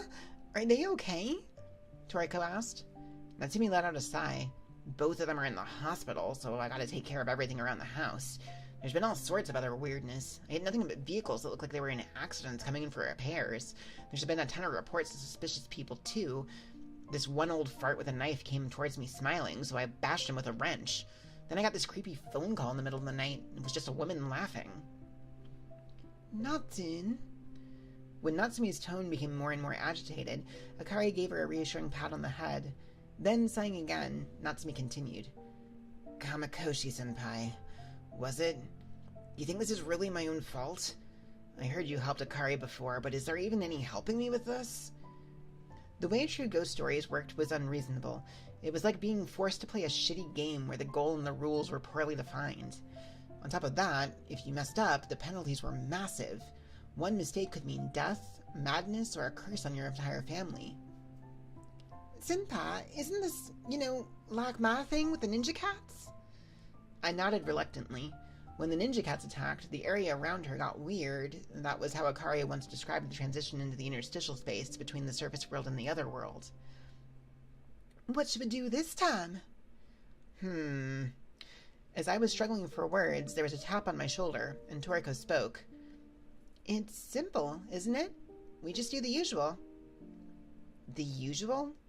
You look at it with your right eye, and Let me just remind you, we can't use these. I made the shape of a gun with my right hand, and Toriko's eyes widened. Oh! No, not oh. Jeez. Still, after coming all this way, I knew I probably couldn't just go home and abandon them. Even I had that much empathy. I turned to Natsumi, who was sticking close to Akari. For now, how about we look for the missing teeth? Welcome in, gamers, and Snack Jaxie. Thank you guys both for the check-in. Chapter 5. I had the other 3 back away, then focused on my right eye. If the teeth the monkey gave her were from the other world, I'd be able to distinguish them by their silver halo. However, based on past experience, that rule didn't always apply. If I brought back a pebble from the other world, it would just be a little piece of rock with no halo in this one. I walked around the yard, surveying the area. The grass was long, the trees overgrown, and the water in the pond was full of green algae. It was, on the whole, in a sorry state. Natsumi said she randomly discarded the teeth, so if they were here, they wouldn't be that far away. I turned back, looking through my left eye, and the other 3 looked at me and gulped. The way I was walking around, searching for a thing other people couldn't see, I looked like a medium of one of those shows about ghosts. When I thought about it that way, it kind of killed my enthusiasm. "How's it look, Senpai?" Akari shouted, but I shook my head. "No luck. I don't see anything that looks like it. Ichikawa-san, did you throw it this far?" "Nah, I just kicked and scattered them, so if they're around at all, they should be here." "Yeah. Haven't they already been taken?" Toriko asked plainly. "By who?" "Sanuki-san." "She just came and took them, you mean?" "That, or maybe the lady hanging from the tree was Sanuki-san?" Toriko was just saying whatever came to mind. "Do you think she was shocked when she wasn't given the teeth?" "Oh. Do you think she was shocked when she wasn't given the teeth?" "Akari, we don't need to dig into it." I couldn't help but interrupt. I didn't want to be made fun of for anthropomorphizing the apparitions that appeared in true ghost stories, or rather, for trying to give them motives that a human could understand. It was a difference in interpretation, I suppose. To accept scary things as scary, and the unknowable as unknowable, that, I felt, was the proper way to interact with true ghost stories. I think it was a pretty tiresome line of thought, but I'd never talked about it with anyone, so give me a break. Well, I'd put a fair number of bullets in those aberrations at this point, to be honest. "It's really not anywhere." "Huh?" Just as I gave up finding the teeth and looked up, by the edge of the garden, at the foot of the ginkgo tree, I spotted an unnatural disturbance in the ground. The dirt was raised, like someone had dug there, then filled the hole back in. "Did you find them, Sorowo?" Toriko asked. I turned back to her. "There's something buried here. Do you have anything we can dig with?" Natsumi brought a shovel from the repair shop to dig. Eventually the tip of it struck something hard, and a ceramic jar appeared from under the dirt.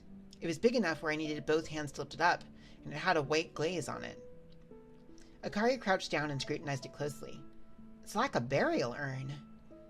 "Ichikawa-san, do you know anything about this?" I asked. "Nope." "Can we open it?" Natsumi nodded. I took the shovel from her, hooked it under the lid of the urn, and lifted it. "Whoa!" I cried out despite myself.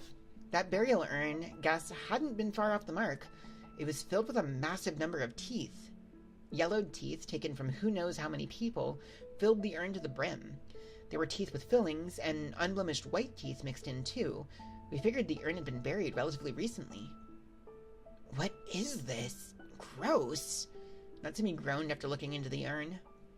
"Can you tell if the teeth the monkey gave you are in here?" "As if I could tell them apart. There weren't anywhere near this many." "Hey, Sorowo? Here too." I looked over when Toriko called my name.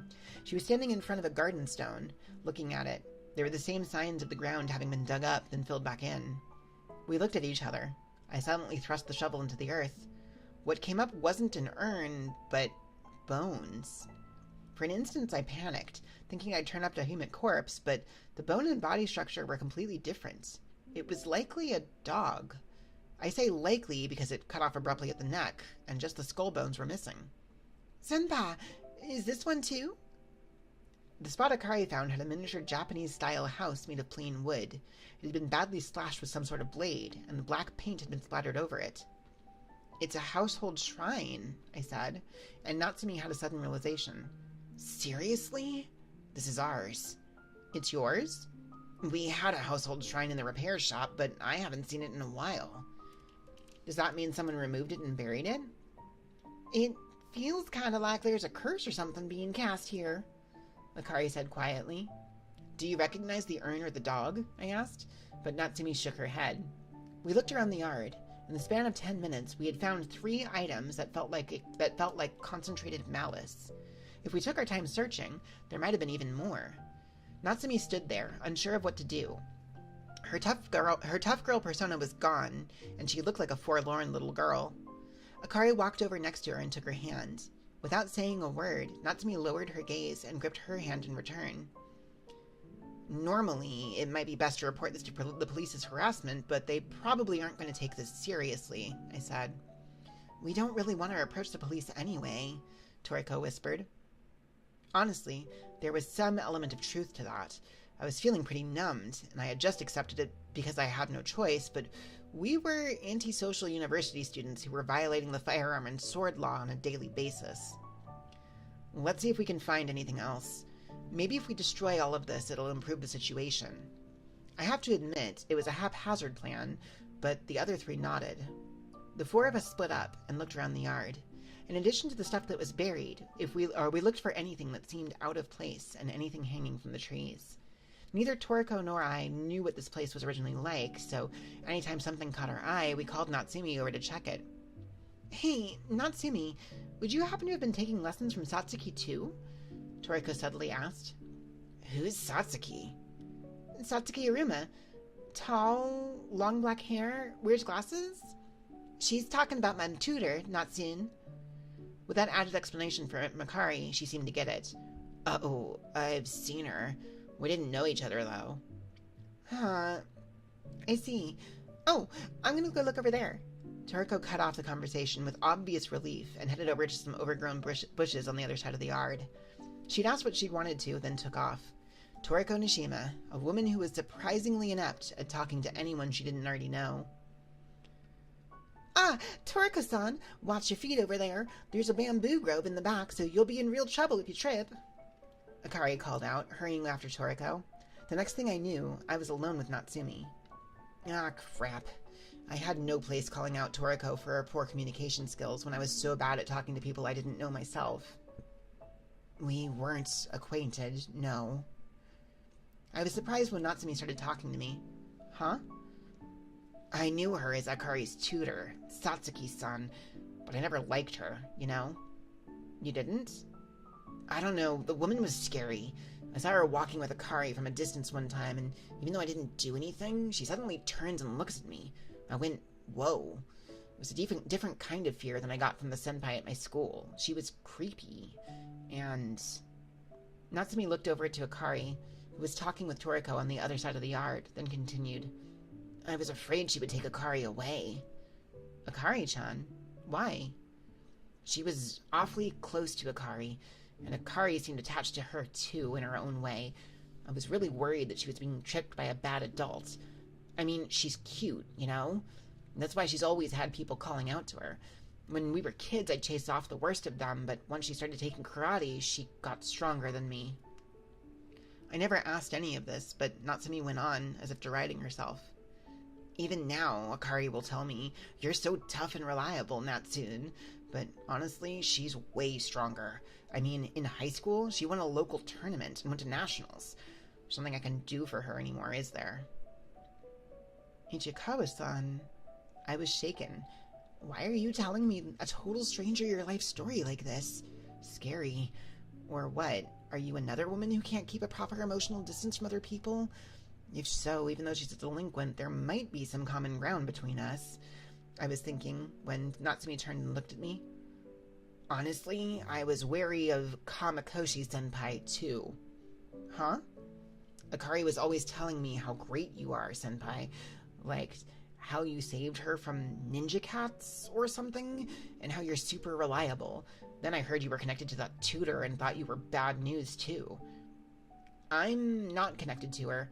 Toriko is. Yeah, I got the shivers the first time I saw Toriko-san. I thought if it was a beauty like her, I couldn't blame Akari for praising her. But when I heard that you're Kamakoshi-senpai, I went, huh? Huh? Huh? But you really are an expert, huh? Sorry I was rude. Was rude? She was still being rude to me now, in the present tense, wasn't she? Your personality is a real mystery, Kamakoshi-senpai. You look like a gloomy otaku, but you don't get scared like I'd expect. You don't have to tell me every single thing you think, okay? I've been through some scary stuff before now, but I still couldn't quite get used to terror and malice. If there was one thing that separated me from Akari and Natsumi, it was experience. I couldn't deny that the reason this delinquent didn't scare me was because I could shoot her at any time. Natsumi lowered her head. I don't really get it, but I did something wrong, and that's brought a curse or something on us, right? That's what this is, she mumbled. Her sudden shift from rude mode to depressed mode was too much for me to keep up with emotionally. My mouth hung open for a few seconds, but I managed to recover and respond. Well, not necessarily. This stuff is like getting in an accident. It's bad luck you encountered it in the first place, and it's probably no one's fault. Huh? What do you mean? Someone put a curse on my family, right? Because I didn't hand over the teeth? Oh, that's where the difference in understanding was. How should I put this? When it comes to these things, it's not about cause and effect. It wasn't inevitable that you would encounter a telepathic monkey, right, Ichikawa-san? From the beginning, nothing about this was logical. That's why it's the same for the events that followed. Like, take that pot full of teeth. It's the sort of thing that would make you think you're cursed for sure, but you're just caught up in a single chain of events, and I don't think there's any point in thinking about the meaning behind any single part of the process. That's why it's an accident? Natsumi asked. Yeah, that's right. It might be closer to an illness or disaster, actually. If you look for the cause of an accident, an illness, or a disaster, they exist, sure. But there's no reason to the why did this have to happen to me part. So you don't need to think you messed up. I kinda get it, but I don't want to get Akari involved in that accident. I do want help, of course, but... yeah... all I can do is look. I may not be able to save you, is what I wanted to say, but I stopped short of doing so. A certain calculating idea came to my head. Well, I'll try to help, but can I expect a reward? I asked. How much are we talking? Not money. Would you be able to customize a vehicle for us? Natsumi blinked, as if caught by surprise. Customize it? Sure, it's possible. Is it okay if it's a farm work vehicle? The confusion on Natsumi's face only grew. When I was about to explain the AP-1, I realized Toriko and Akari were staring in our direction. Huh? What? I asked, standing there. Sorabo, behind you! Toriko shouted. Hello, Anon. How's it going? Welcome in. Thank you for the check-in. Chapter 6. Natsumi and I turned in unison. I was looking at the tree with one branch cut off. There was a figure wearing a kimono standing in front of it. It was an old lady in an elegant kimono, but the way she was half bent over was unnatural. When had she appeared? I hadn't noticed at all. Who are you? Natsumi asked, and the old woman responded. I am Tsunuki Kano. Toriko and Akari ran over, gathering the four of us in one corner of the yard. The woman who called herself Tsunuki Kano was smiling. What are you here for? Natsumi said intimidatingly. Because I did not receive them. Huh? I did not receive the teeth, so I cannot give them to you. What are you going on about? Now I must take them with me, it seems.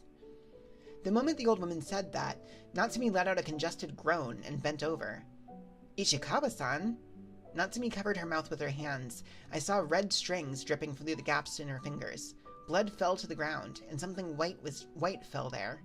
It was a tooth. What is this? Natsumi screamed, blood erupting from her mouth.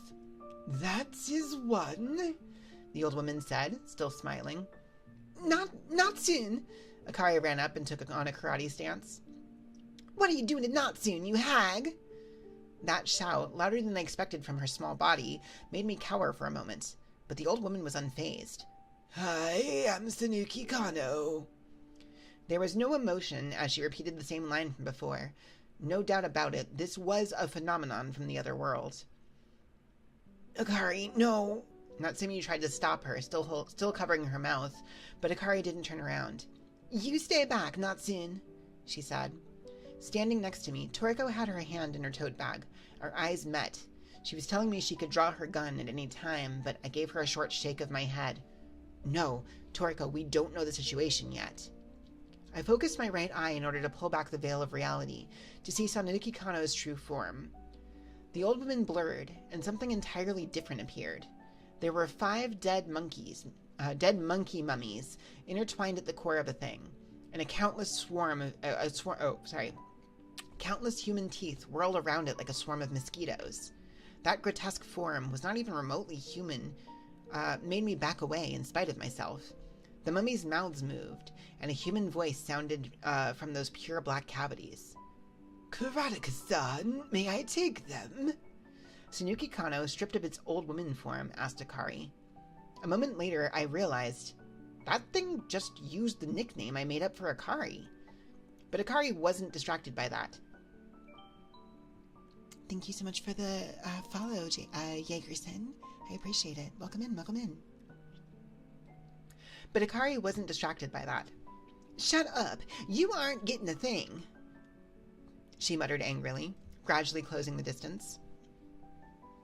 However, she wasn't attacking. I could see she was hesitant to throw a punch.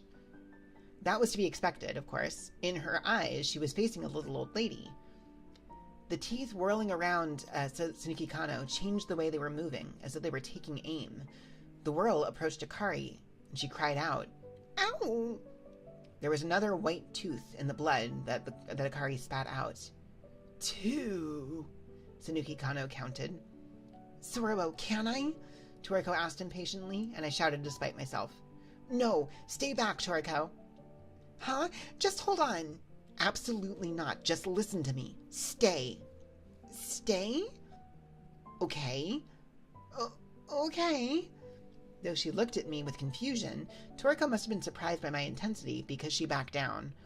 It was true that guns might work, but we couldn't just use them. It would be beyond bad to open fire in a residential area like this. Besides, if she opened fire, the enemy would target her. No way was I going to let that thing touch Toriko's teeth. Akari, that thing isn't human. You can clobber it, I shouted. It's not, Senpai? It's fine. Go to town on it. You tried to kick a ninja cat, didn't you? It's the same. If you can kick a cat, you can kick a weird old woman, too. You're making me sound too awful, Senpai. This one came at me with a blade, so I had to protect myself and... Wait, what does this one have? What did it do to me? And Natsun, too. It pulled out your tooth incredibly fast. Hurry, or it'll get you again. Seriously? But... Even after I told her all that, Akari was still hesitating. Fine, then. This is an emergency. Sorry, but I'll be using that karate of yours. Okay. Akari, listen to me. I'll be looking at you. Senpai? Because I'm looking, you are strong. Your karate will work on any monster. I focused my right eye not just on Sanuki Kano, but on Akari, too. Go get it, karateka. For an instant, Akari stopped, then let out a chuckle. Up until then, there had been no openings in her stance, but suddenly she relaxed. She moved her head left, then right, cracking her neck. Yeah, that's right. I'm tough. Akari? Natsumi called out to her, sounding suspicious. Sorry, Natsun. I took too long, so it pulled out your tooth. Mine too. Akari, what's wrong? Nothing is wrong. I'm just pissed. You hurt Natsun. Don't screw with us, you old hag. You're gonna need dentures when I'm done with you. Akari said in a threatening voice, then kicked off the ground. She landed a flying kick more beautiful than anything I'd ever seen right on Tsunuki Kano. Her opponent was staggered, and Akari landed on the ground, then hit it with a combo of 3 thrusting kicks. With fists, elbows, fingers, legs, and headbutts, she unleashed a combination of attacks that went faster than my eyes could follow. Each time she struck, there was a dull echo, and chunks of monkey mummy and teeth would go flying like black and white blood. I had no knowledge of martial arts or combat sports, so I couldn't have told you what was happening, but Natsumi and Toriko's intermittent cries of, "Whoa, what?" and "Oh," allowed me to infer that something pretty nasty was going on. Come to think of it, Tsunuki Kano looked human to everyone but me. I'd done this for just a moment with the ninja cats. If I looked closely with someone with my right eye, it made them go a little crazy.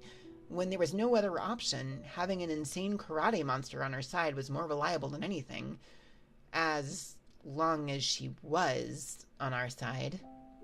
The way Akari was now, she had simply lost her mind, not been given some ability to touch beings from the other world. If I had my right eye on the enemy, physical attacks would still work. It didn't matter whether those attacks were made of bullets or fists. Tsuruo, don't you think that's enough?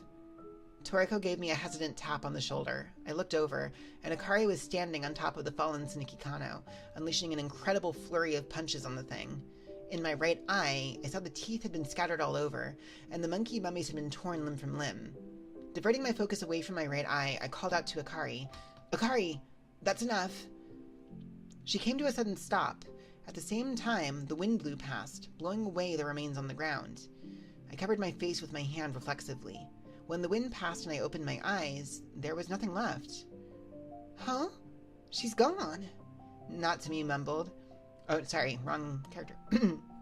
"Huh? She's gone?" Natsumi mumbled, dumbfounded. Focusing away from my right eye, I looked at the area. The sense that this area was in a state of decay weakened, and the air around us seemed to change. It might have been that, without us noticing it, we'd been brought into that dangerous interstitial area. Then Akari came running at me, sparkles in her eyes. "Senpai! I did it! I really did it!" The way she came at me, out of breath, was almost like a big dog. There was blood dripping from the corners of her mouth. She hugged me without killing her momentum at all, so I nearly got bowled over. "Ugh. I was able to beat the monster. It's because you were looking, Senpai." Yeah, good work," I replied as she gave me a bear hug and swung me around. I just don't know how to describe it, but it felt super good. Like something inside me that'd been holding me back was blown away." Oh, yeah? Good for you."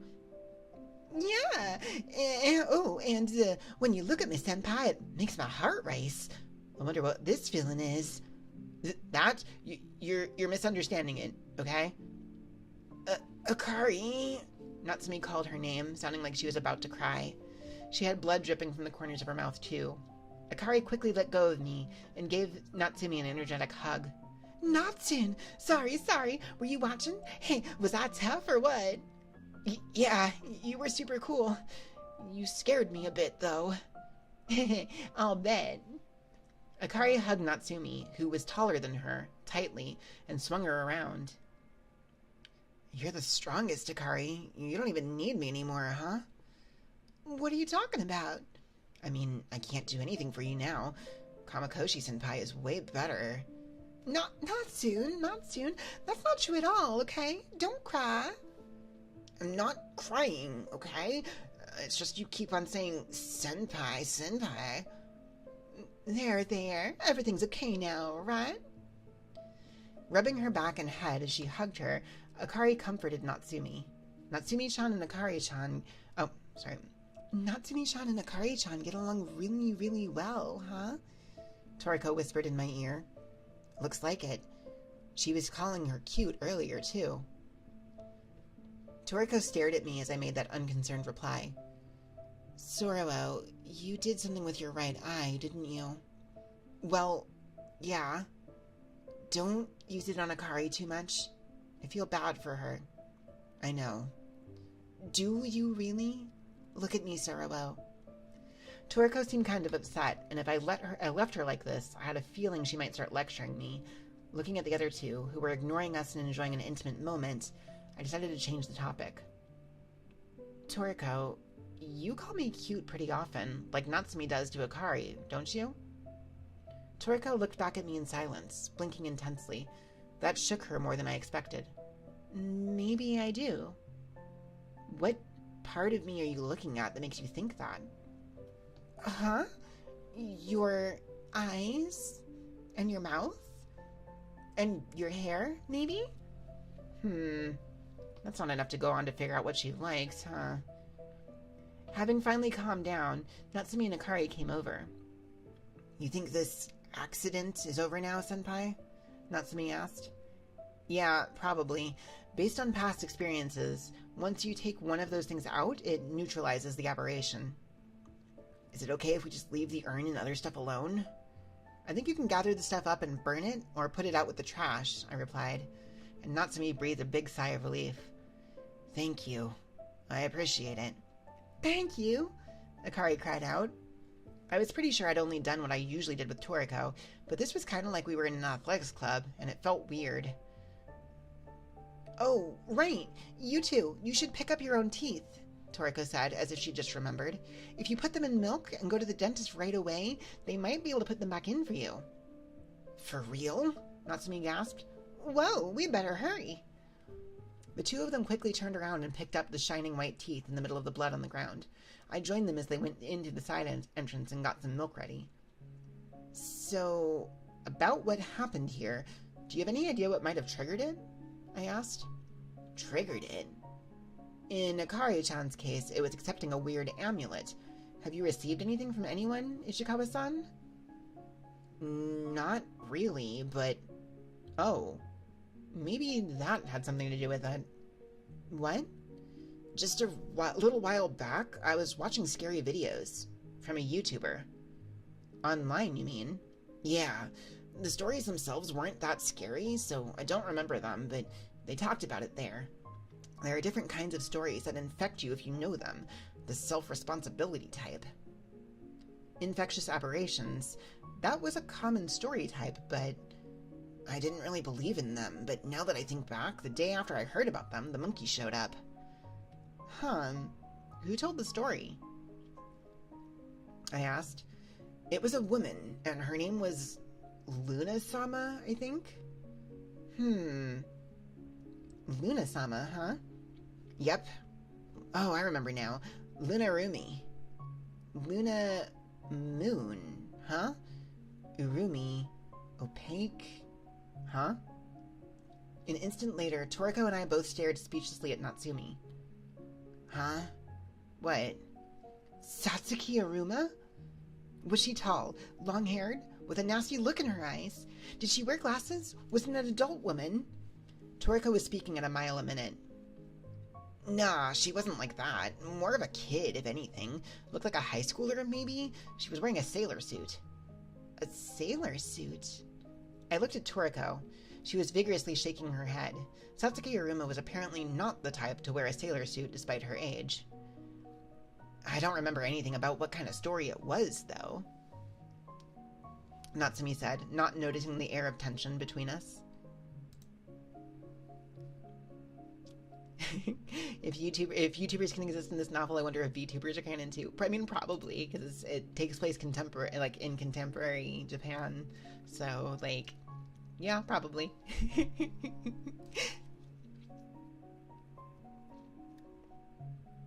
Chapter 7. 3 days later, we were gathered in the reception room at Kazakura's house, partially to report on our findings. There was me, Toriko, and Akari. To show her thanks, Akari had brought dorayaki, as well as some decent Japanese tea as a gift. I guess it wasn't just my imagination that the tea from the last time tasted bad. When I heard the story and looked into it myself, it seems there really are traces of a video uploader like that existing, Kozakura said, tapping away at her laptop keyboard. Traces? I asked. There were 2 videos on YouTube and one on Nika Nika Doga that were uploaded with the name Luna-sama's Binaural Horror Stories, but they were reposts from elsewhere, and they've all been taken down. No account named Luna Rumi exists, but there were a handful of references to the name on Twitter. Things like, Luna-sama's video was crazy scary. I figure she's the type of uploader that's quietly popular on a closed service. Then what do you think do you think what Natsun saw was one of the reposts? Akari asked. Most likely. Soro-chan, do you know what self-responsibility type stories are? Yes, I replied to Kazakura. It's a name for a series of weekly interlinked net lore stories that say that anyone who reads them will be visited by strange things. The name comes from the fact that anyone who reads them is expected to take responsibility for anything that happens to them as a result. I see. It seems a repost video that was taken down was one of these self-responsibility type stories. Tsunuki Kano is sometimes categorized as a self-responsibility type story, but... Huh? Hold on. I looked up, and my eyes met with Kazakura's serious stare. Sorobo-chan, is it possible she's doing this intentionally? I thought that too. What do you mean?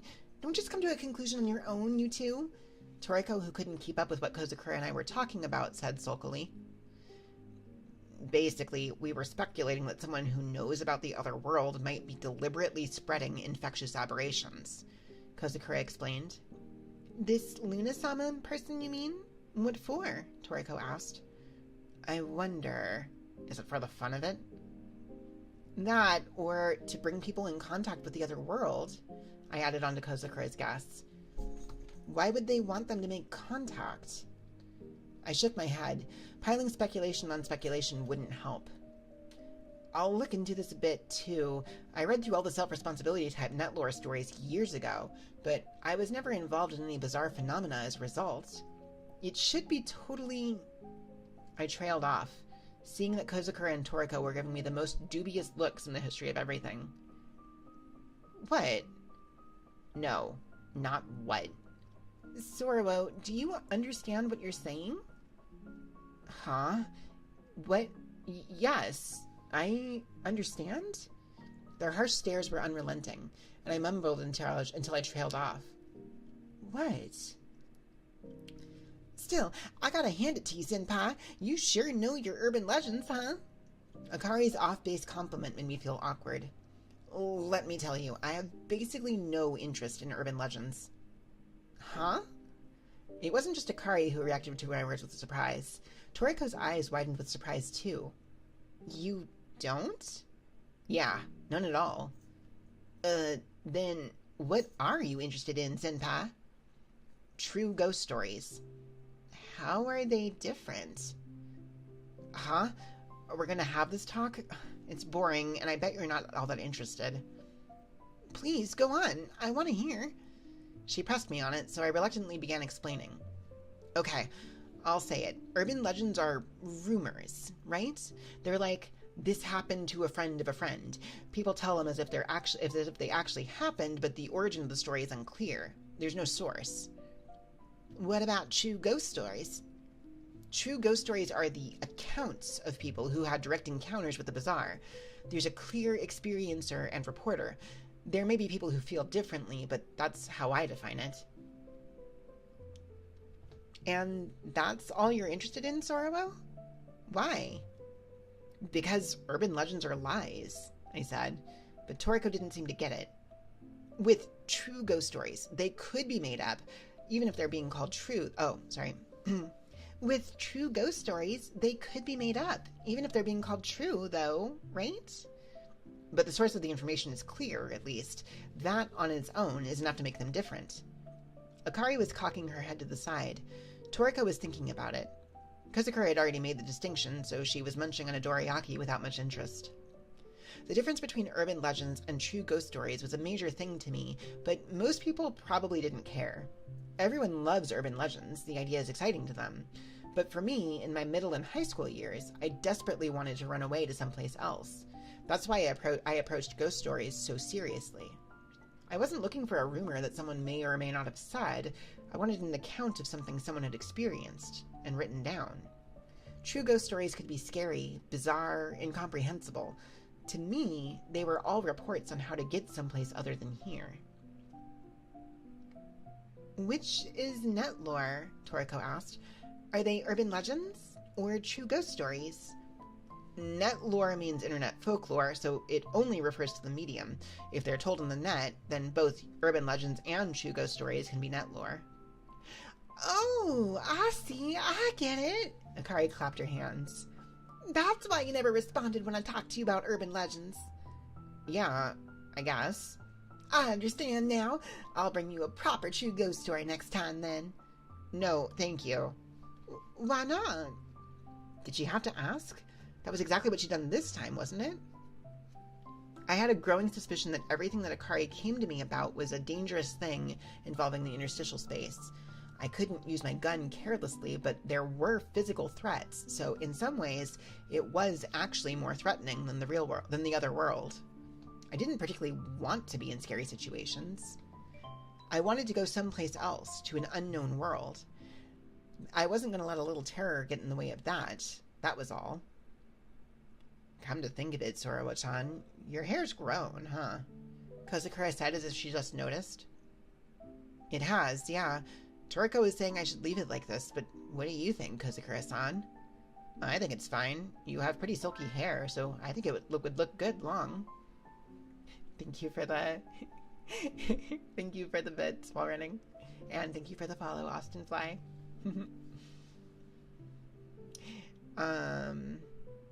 Where was I? Sorry.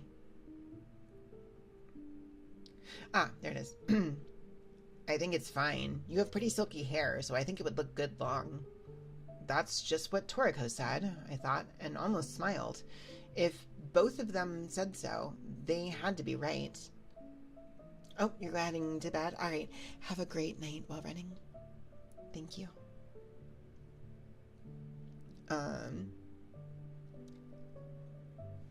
Okay, I'll try growing it out then, I said. Then realized Akari was staring at me. What? Oh, no. It just occurred to me, Senpai. If you grew your hair out, you might kind of look like Aruma-sensei. Huh? Your body type and the feeling you give off is completely different, though. I thought with long hair and glasses, if you stood still and kept quiet, you might look similar at a distance. Oh. Yeah? Unsure of how to respond to that, I looked around for someone to help, but Toriko and Kozakura were both frozen solid on the sofa. They were looking at me as if they had realized something they shouldn't.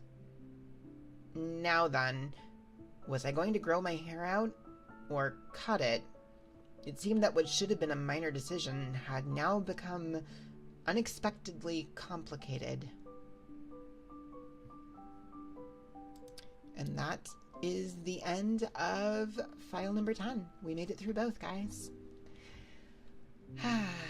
Right in time, too. It's only just now, well, it's just now getting to midnight. But yeah, it's, this is actually a good place to have kind of ended out, I think, prior to, hiatus. Thank you for the hydrate, by the way. This is a good place to have taken a break because, even though we're technically halfway through this book, the next story, I believe, is extremely long. We are kind of about to have a fairly sizable story arc happen just now. The usual, please, especially since they'll be in hiatus. Of course. And thank you so much for the follow, Otter. Also, let me make sure here.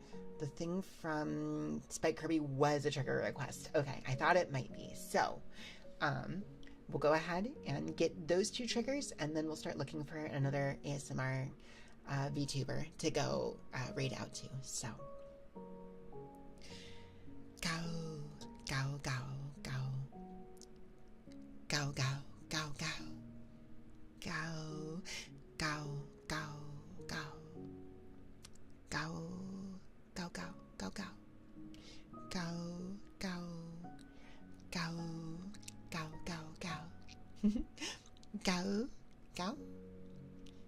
woke up just in time for the end of the stream. Weekly gals. Yes. Go, go, go, go. Go, go, go, go. Go, go, go. Go, go, go, go. Go, go, go, go, go, go, go. Go, go, go, go, go, go, go. Go, go, go, go, go, go, go, go. Go, go, go. Go, go, go, go, go, go, go, go. Go. Kumasho.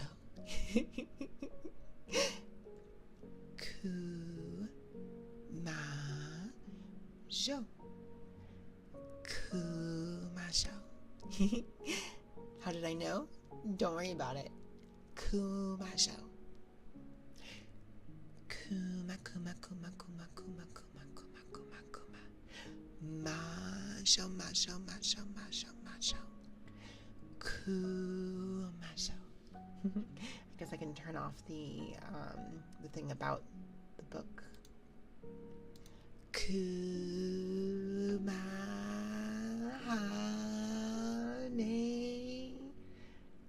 Ha.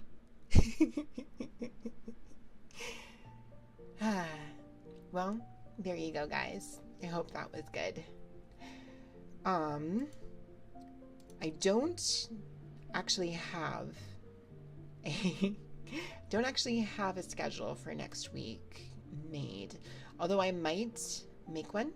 These Kuzmajos are strangely satisfying. I'm glad you like them.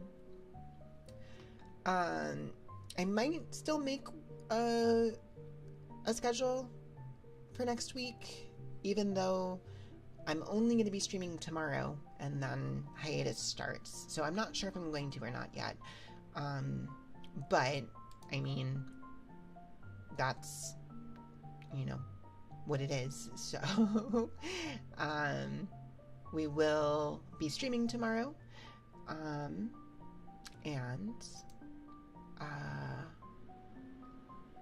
Yeah, we'll be streaming tomorrow. I'll be trying to finish up Blasphemous 2 and Crow Country if possible. And that will be our last stream before hiatus. I'm feeling kind of emotional about it, to be honest. Fun fact, at the continent level Olympics for Asia, Puyo Puyo is one. Wait, what? Whether I stream tomorrow or not, thank you for an entertaining stream. Yeah, thank you. I appreciate it. I will be streaming tomorrow. That's the plan. Unless something comes up that stops me from doing it, I will be here. So, because I want to have one more to send everybody off with before I take a break. So, but I mean, having one last ASMR stream, like having that be the last one, it makes me kind of emotional. I'm not quite ready for this hiatus to be a thing. I'm gonna miss you guys a lot, and I'm gonna be very excited to come back. But we're not there yet. We have one more stream, so it's not over yet. So the one for Africa has. Are these real? These feel fake. You feeling emotional too? Well, it'll be all right. It's only gonna be a couple weeks. It'll go by faster than I think any of us think. If I think about it about the fact that it's time I have off of work, I'm sure it's gonna speed by real fast for me.